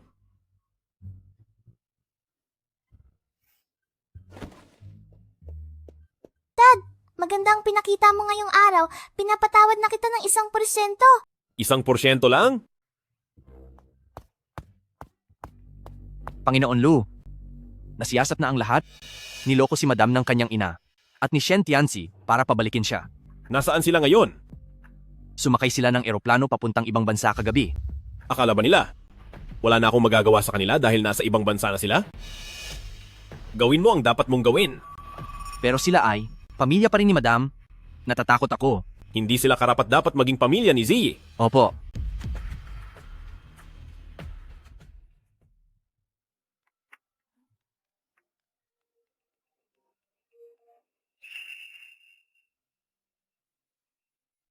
Hello? Ziyi, iligtas mo kami. May kapal pa rin ang mukha ninyong tumawag sa akin. Hinahabol na kami ng asawa mo hanggang dito sa ibang bansa. Wala kaming magagawa ngayon kundi ang magtago kung saan-saan. Ate, makiusap ka naman kay kuya para sa amin. Tutal, pamilya pa rin naman tayo. Pamilya? Paulit-ulit niyo akong sinasaktan. Ngayong wala na kayong matakbuhan, saka niyo sasabihing pamilya tayo? Hindi ba kayo natatawa sa sarili niyo? Ziyi, ayaw pa naming mamatay. Ano namang pakialam ko kung mamatay kayo o hindi?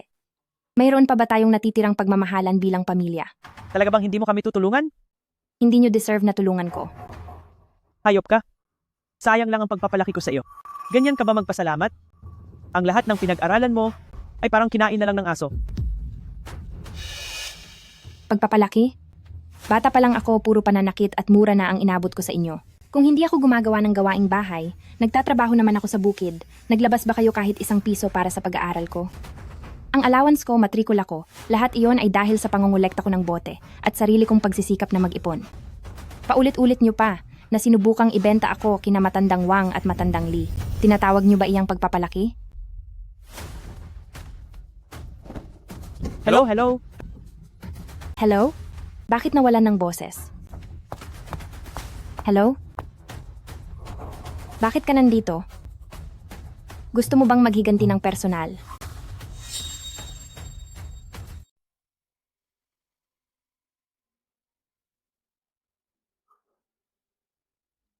Ano ang gusto ninyong gawin?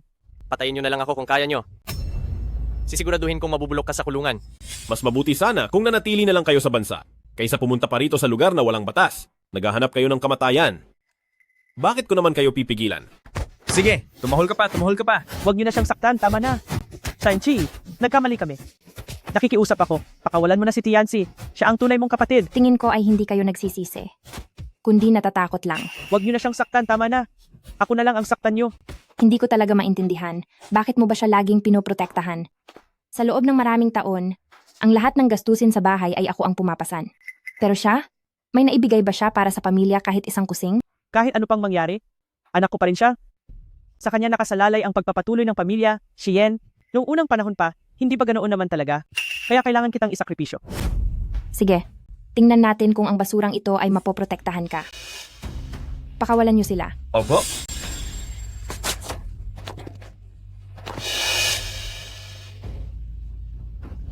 Xian Chi, papatayin kita.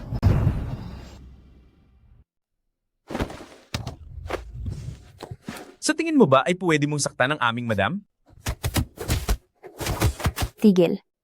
Anak, ayos ka lang ba? Anak. Napakalalim naman talaga ng pagmamahalan ng mag-ina. Hindi ko lang alam kung sa harap ng kamatayan ay magiging ganito pa rin kalalim ang pagmamahal na iyan. Isa lang ang makakalabas ng buhay sa kwartong ito ngayong araw. Ang mga bombang nakakabit sa inyo ay maliliit na bomba lamang. Sapat na ang bombang iyan para pumatay ng isang tao. Ang 2 remote control na ito ay nakakonekta sa bawat isa sa inyong mga bomba. Pamili na kayo kung sino ang mamatay sa pasabog. Totoo bang may isang makakaligtas sa amin? Kailan ba ako nagsinungaling?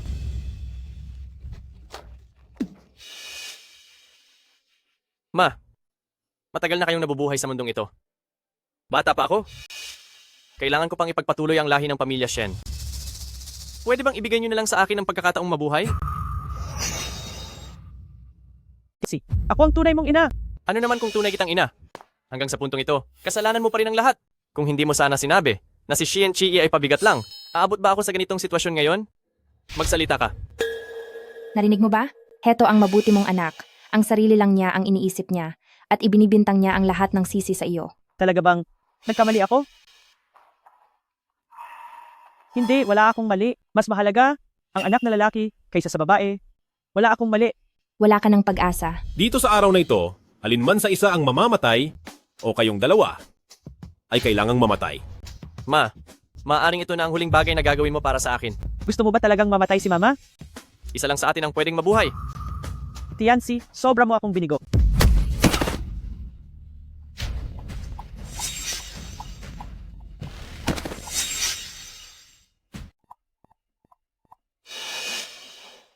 Hindi pumutok. Bakit hindi ito pumutok? Paano ako mabubuhay kung hindi ka mamamatay? Ito ba ang anak na minahal at inalagaan ko ng husto? Ma, pakiusap, pagbigyan mo na lang ako. Pagbigyan mo na ako. Pagbigyan mo na ako.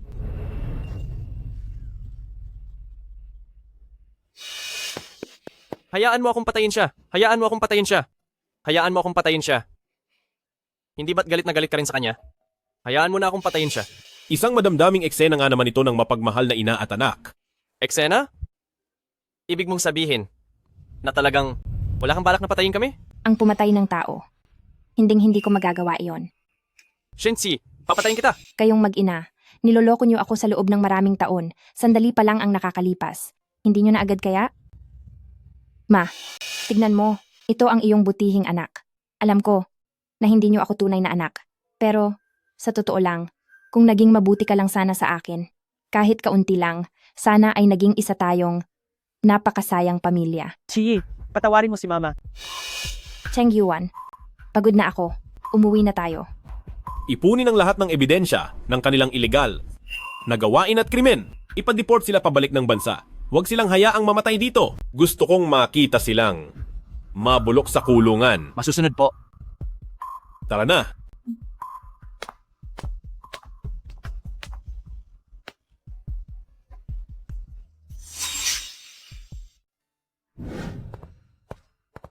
Mama, ayos ka lang ba? Ayos lang ba si Chi? Ayos lang ako. Nakalipas na ang lahat. Talagang mga hayop sila. Hindi. Mas masahol pa sila sa mga hayop. Kahit ang mabangis na tigre ay hindi kinakain ng sariling anak. Nagawa nilang itrato si Chi ng ganyan. Huwag na natin silang pag-usapan. Kamalasan lang sila. Ayos na talaga ako. Wala na kaming kinalaman sa isa't isa.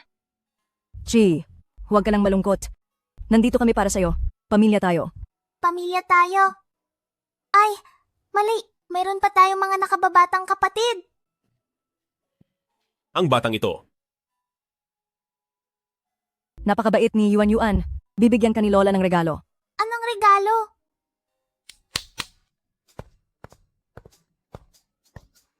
Lola, sino po sila? Ako po ang guro sa piano ng Munting Prinsesa. Nanalo po ako ng gintong parangal sa Warsaw Chopin International Piano Competition. Ako po ang guro sa sining ng Munting Prinsesa. Nagwagi po ako ng Lifetime Achievement Award sa Venice Biennale. Ako po ang eksklusibong guro sa sayaw ng Munting Prinsesa. Profesor po ako sa kagawaran ng sayaw sa Columbia University. Ako po ang guro sa matematika ng Munting Prinsesa. Ako ang gumawa ng mga pagsusulit sa matematika para sa college entrance exam sa nakalipas na 10 taon. Lola, gusto ko pong matutong sumayaw. Sige, sige. Hindi lang isa ang dapat matutuhan ni Yuan Yuan. Hindi dapat mapabayaan ang lahat ng kailangang pag-aralan. Maaari na kayong umalis. Sige. May regalo rin ako para sa'yo.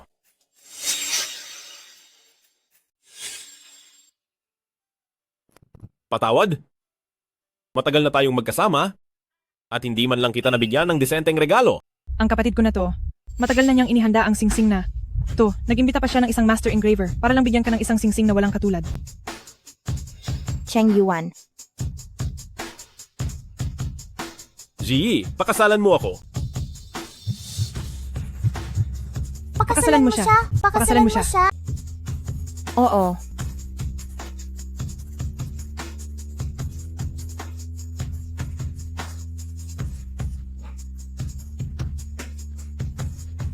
Lola,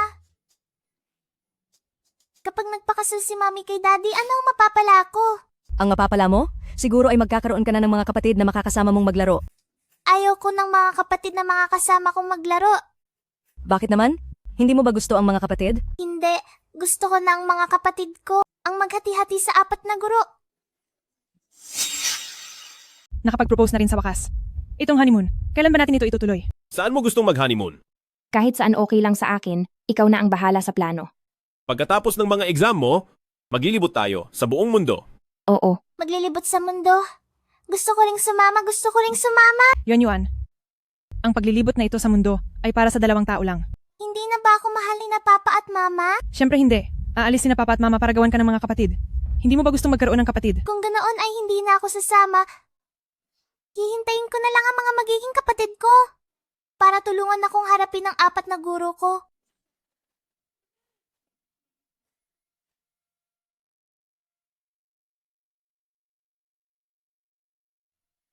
Ikaw talaga. Sandali lang ha. Binigyan ako ni Ate Shiwen ng damit. Sabi niya isuot ko raw ito para ipakita sa iyo. Maghintay ka lang dyan sa labas, huwag kang sisilip. Sige. Maghihintay ako.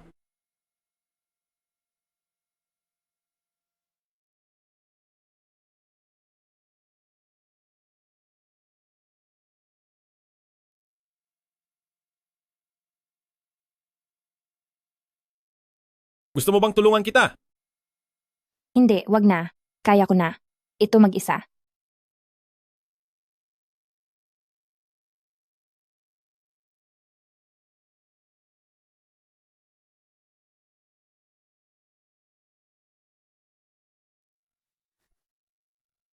Ang ganda mo. Kahit ano pa ang isuot mo, gustong-gusto ko pa rin.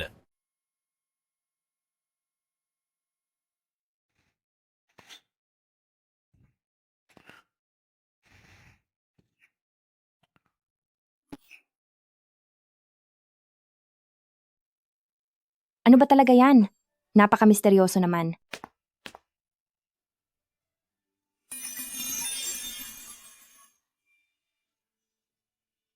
Bake shop. Hindi ba't gusto mo namang magkaroon ng sariling bake shop? Salamat sa iyo, Cheng Yuan. Bakit ka pa nagpapasalamat sa akin? Papa, pwede ko bang kainin lahat ng cake dito kahit kailan? Kakain ka pa? Magmumukha ka na talagang biik, katulad ng papa mo. Tara, mag-ikot-ikot tayo? Oo. Halika rito kay mama. Si Yi, tingin ka muna riyan. Sasagutin ko lang itong tawag. Oo.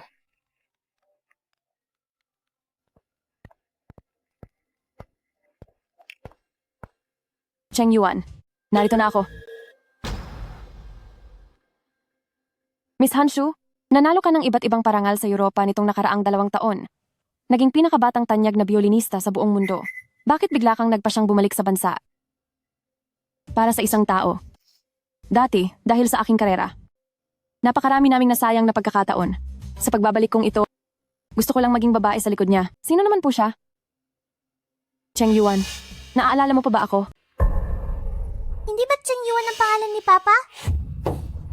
Ibig sabihin bang tita sa telebisyon ay gusto rin si Papa? Madam, si Cheng Yuan at siya. Walang namamagitan sa kanila ni Cheng Yuan. Dati lang ay humanga si Cheng Yuan sa talento niya, kaya tinulungan lang niya ito. Hay, ako rin ang may kasalanan. Noon kasi, ayaw pang magpakasal ni Cheng Yuan kaya sinubukan ko silang itugma. Ito ang naging dahilan.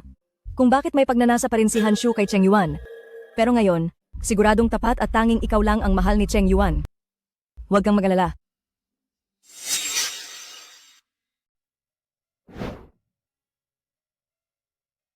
Wow, si Hanshu ay talagang napakadesente. Ang ganda rin ng boses niya. Muling nagkita sina Hanshu at Luke Cheng Yuan pagkatapos ng mahabang panahon para magkabalikan. Kinikilig ako sa kanila. Mahal ko na sila. Hay naku? Nandito ka na pala. Oo. Bakit ang dalas mong umuwi ng gabi nitong mga nakaraang araw? Sobrang busy lang. Busi ka ba sa pakikipag-date kay Hanshu? Maliligo muna ako. Sige.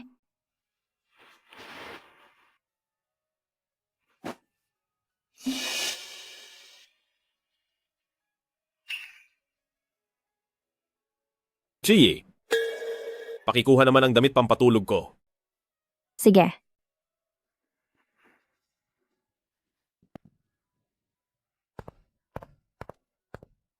Mag-ingat ka. Xiaotang, huwag ka na munang magpakapagod. Ipinagdala kita ng milk tea. Salamat po, madam. Ikaw pala ang gumawa nito. Opo, ako nga. Ang galing naman. Hello, ano po ang maipaglilingkod ko sa inyo? Ikaw pala si Xian Chi. Sino po sila?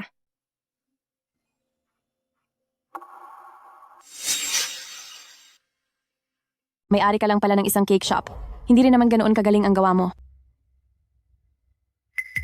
Ikaw si Hanshu, ang pinakabatang world-class na violinista. Napanood ko ang concert mo. Talagang napakahusay mo. Siya pala si Hanshu. Maganda nga siya at talaga namang sopistikada. At may ganoon pa siyang mataas na titulo. Habang ako, wala lang talaga. Kung ako si Liu Cheng Yuan, siya rin ang pipiliin ko. Akala ko pa naman ay sobrang mahal ka ni Cheng Yuan. Bakit kahit isang disenteng alahas, ay hindi man lang niya naibigay sa iyo? Ang ibinigay niya sa akin na ito ay nagkakahalaga ng mahigit 200 milyong piso. Ang mga bagay na ibinigay sa akin ni Cheng Yuan ay hindi ko lang talaga sinusuot. Sa tingin ko ay wala talaga siyang binigay, no? Hindi gagastos ang isang lalaki para sa babaeng hindi niya naman gusto. Nagsisinungaling ka. Mahal na mahal ng daddy ko si Mommy. Itong cake shop na ito, ang regalo niya para kay Mommy. Magkano lang ba ang halaga ng basurang shop na ito? Baka hindi pa ito aabot sa kapiranggot na halaga ng hikaw ko. Nagsisinungaling ka. Dalagang Hanshu, nirerespeto ko ang mga narating mo sa sining. Pero kung pumunta ka rito para lang manggulo, ay wag mo akong sisihin kung maging bastos ako sa'yo. Dalagang si Ann, dapat alam ng isang tao ang kanyang lugar. Hindi kailanman magsasama ang dalawang taong hindi magkapantay ang katayuan. Sabi ni Cheng Yuan, kung hindi mo lang siya binigyan ng pabigat na anak na iyan, hindi ka man lang niya titingnan. Kung sinabi man iyon ni Cheng Yuan, hayaan mo siyang sabihin iyon ng harapan sa akin. At isa pa, mabait at masunurin ang anak ko. Hindi siya isang pabigat. Dalagang Hanshu, di ba? Hindi ka welcome dito sa shop namin. Umalis ka na, pakiusap. Hindi ka welcome. Hindi ka welcome dito. Lumabas ka. Yuan.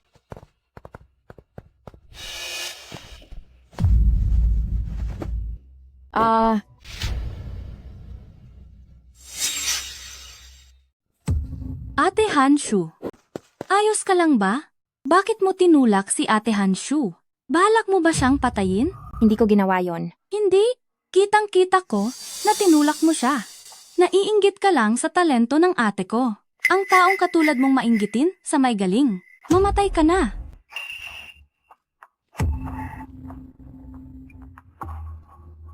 Tinulak mo siya. Hindi ko ginawa yon. Siya mismo ang natumba. Tama na. Naintindihan ko na. Ayos ka lang ba? Cheng Yuan, dumating ka.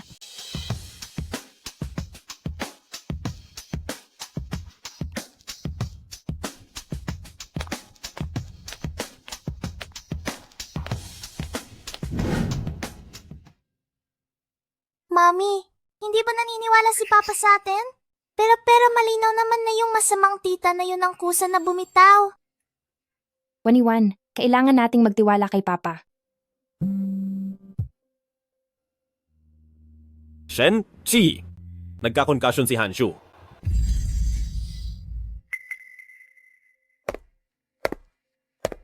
Cheng Yuan, huwag mo na dahil sa nangyaring ito ay sisihin si Chi. Hindi naman niya sinasadya. Kapag may nagawang mali, ay dapat itong aminin. Naku naman, nangyari na ang lahat. Huwag na kayong dahil sa bagay na ito ay mag-away. Hindi pwede. Cheng Yuan. Ganoon na lang ba ang kawalan mo ng tiwala sa akin? Ay, Cheng Yuan, tapos na ang lahat. Hindi naman ako madamot na tao, kaya huwag mo nang saktan si Ate Shen Si. Siyempre, hindi ko siya sasaktan. Sino ba talaga ang nagsisinungaling? Akala mo ba talaga hindi ko alam? Cheng Yuan. Hanshu, itigil mo na ang mga pakana mo. Ano bang nangyayari sa'yo? Kilalang kilala ko ang pagkatao ni Xian Chi. Napakaraming tao ang nakakita, siya talaga ang tumulak sa akin. Kung ganoon, paano kung ipakita ko ang video sa bake shop ng araw na iyon at ipakalat ito sa buong internet? Alam mong may kakayahan ang pamilya Lu na gawin iyon. Kanina lang, kampi ka sa akin. Hanshu, babalaan kita, lumayo ka kay Xian Chi. Kung hindi, pababagsakin kita agad mula sa kinalalagyan mo. Kaya pala, nagpapanggap lang pala siya kanina para kay Hanshu.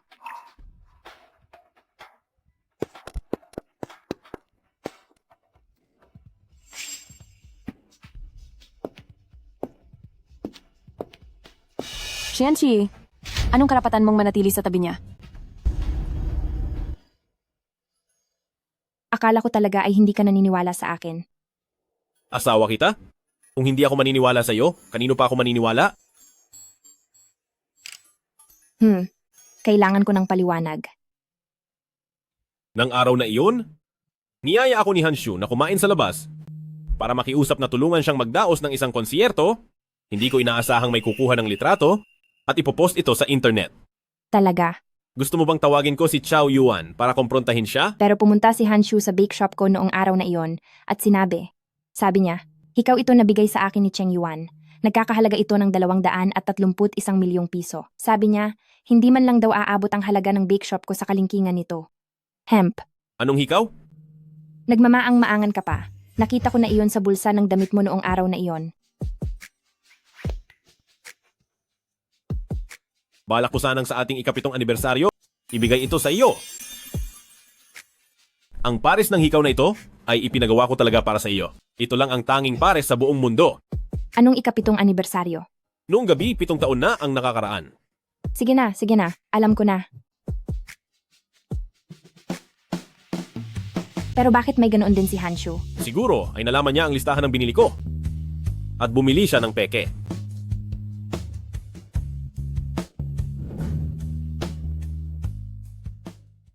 Sige. Waniwan, namiss mo ba si tita?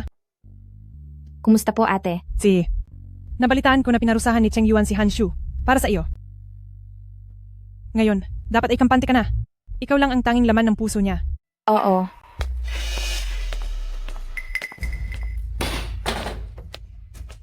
Anong ginagawa ninyo rito?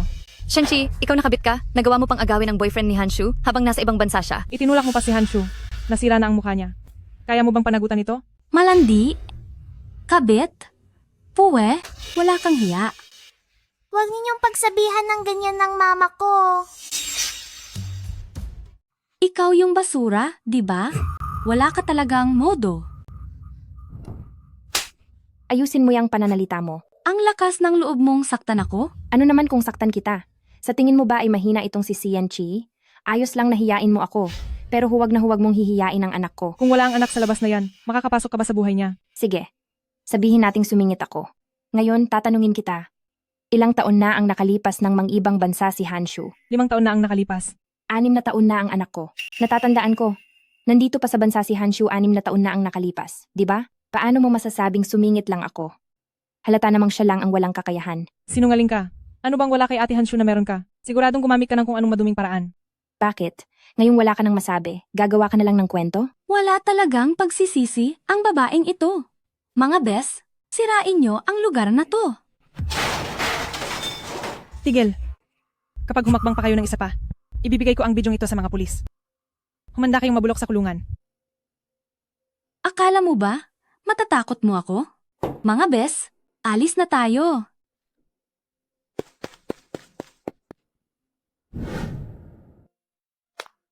Panginoon Lu, handa na po ang kasal na ipinahanda ninyo. Tungkol naman sa pribadong eroplano at yate para sa paglalakbay sa buong mundo, nakahanda na rin po ang lahat. Magaling. Huwag mo munang sasabihin kay Chiyi. Bibigyan ko siya ng sorpresa. Masusunod po? Ikaw na bata ka, kay Kiyaw ka na.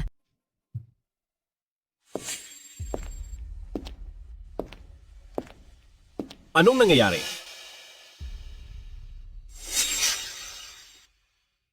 Yuan. Anong nangyari kay Mama? Ang mga fan ng masamang tita na yun, sinira nila ang bake shop. Hanshu.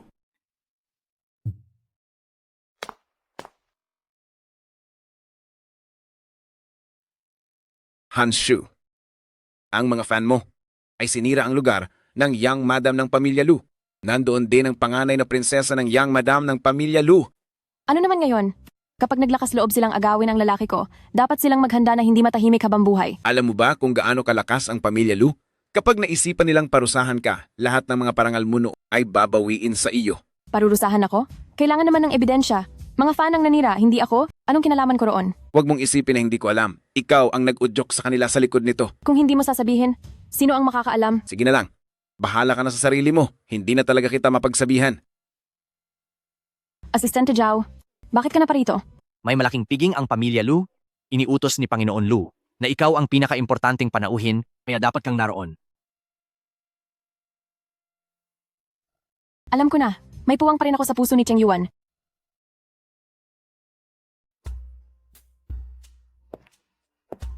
Ate Hanshu, anong tinutunganga mo pa riyan? Ay nako, hindi mo ba nakikita?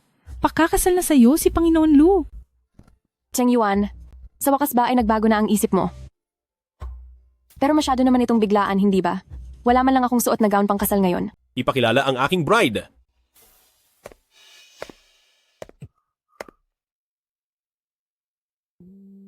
Cheng Yuan, gustong-gusto ko ang sorpresang inihanda mo para sa akin. Maligayang pagdating sa inyong lahat. Sa kasal namin ni Xianqi. Cheng Yuan, hindi ba't ako dapat ang pakakasalan mo? Bulag ka ba? Ang galing-galing ng aming ate Hanshu. Ikaw palang malanding ito? Nangahas ka pang agawin ng lalaki ng aming ate Hanshu? Tapos na ang maliligayang araw mo? Mga sis, sirain niyo ang lahat ng ito? Tingnan natin kung sinong mangangahas na hawakan ng manugang ng pamilya Lu. Ano raw manugang ng pamilya Lu? Ang kabit lang naman siya na nakuha ang posisyon dahil sa anak sa labas. Tama. At may lakas pa ng loob na dalhin dito ang anak sa labas. Nakakahiya talaga. Wala talagang hiya. Walang hiya, walang hiya. Walang hiya, walang hiya. Nag-aral ka ba talaga ng batas? Alam mo ba, ang paninirang puri sa ibang tao, kung ilang taon ang parusa niyan. Idemanda mo kami kung kaya mo. May 10 milyong fans si Hanshu. Lahat kami ay panig sa kanila. Kaya mo ba kaming lahat idemanda? Oo nga. Sige, idemanda mo kami. Hanshu, ikaw ba ang nag-utos sa mga taong ito? Cheng Yuan, hindi mo pa ba naiintindihan? Ang dami kong mga fans. Kayang-kaya nilang gawin na. Hindi makapalag itong si Xianqi. Ang babaeng ito na walang silbi ay hindi karapat-dapat para sa'yo. Kung karapat-dapat siya sa akin o hindi. Hindi ikaw ang magdedesisyon yan. Para sa'yo. Wala siyang silbi. Pero para sa akin, siya ay mabait at mapagmahal. Matatag at matapang siya. Ito ang mga bagay na kailanman ay hindi mo magkakaroon at hindi mo rin deserve magkaroon ito. Ang mahal kong si Chiyi ay 10,000 beses na mas higit sa iyo. Nagsisinungaling ka. Bakit mo magugustuhan ng isang babaeng wala man lang kahit anong pinagmulan? May maitutulong ba siya sa mga negosyo mo? Hindi katulad ko. May 10 milyong fans ako. Kaya kong tulungan ang career mo sa pamamagitan ng pagpapasikat nito para mas lalo pa itong umunlad. Wala akong pakialam sa pinagmulan o kung ano paman. Ako ang kaniyang backer. Pagdating naman sa negosyo, ang pamilya Lu ay may trilyon-trilyong ari-arian. Kailangan ko pa ba ang tulong mo para sa promosyon at publisidad? Sino ka ba sa akala mo? Hindi maaari. Cheng Yuan, mahal mo ako. Sinusubukan mo lang ako, di ba? Mga tao, kalad ka rin nyo palabas ang baliw na ito. I-blacklist siya sa buong internet. Ate Hanshu? Uy, Ate Hanshu. Munti ko na kayong makalimutan. Hindi ba't kani-kanina lang ay gusto ninyong kasuhan ko kayo? Chao Yuan, mag-ayos ka ng abogado. Kasuhan sila ng libelo at pang-iinsulto. Hemp, mga minor de edad kami. Hindi mo kami makakasuhan. Tama. Mga menor de edad kami. Sige nga, kasuhan mo kami kung kaya mo. Menor de edad pala ha? Kapag ang anak ay hindi naturuan, kasalanan iyon ng mga magulang. Lu Yuan, ihabla ang kanilang mga magulang. Wag naman po, dahil siguradong babaliin ng tatay ko ang mga binti ko. Nagkamali po ako. Patawad. Dahil ang nanay ko naman ay hindi na ako bibigyan ng baon. Paumanhin po.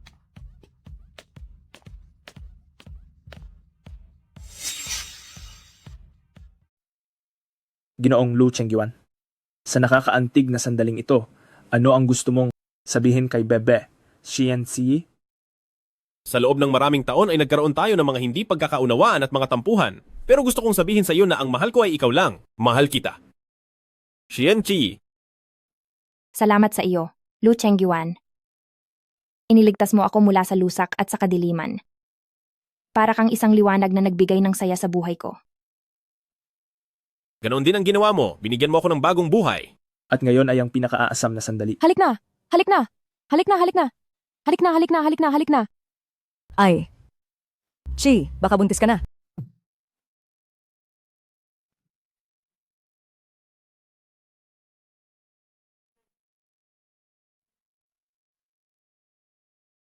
Doc, ang katawan ng asawa ko, may problema ba rito? Ang katawan ng young madam ay wala namang kahit anong problema at buntis pa siya ng kambal na lalaki at babae. Kambal na lalaki at babae? Mahal ko, ang ating biyahe sa buong mundo ay baka kailangang maurong ng 1 taon. Ayos lang iyon. Yehey!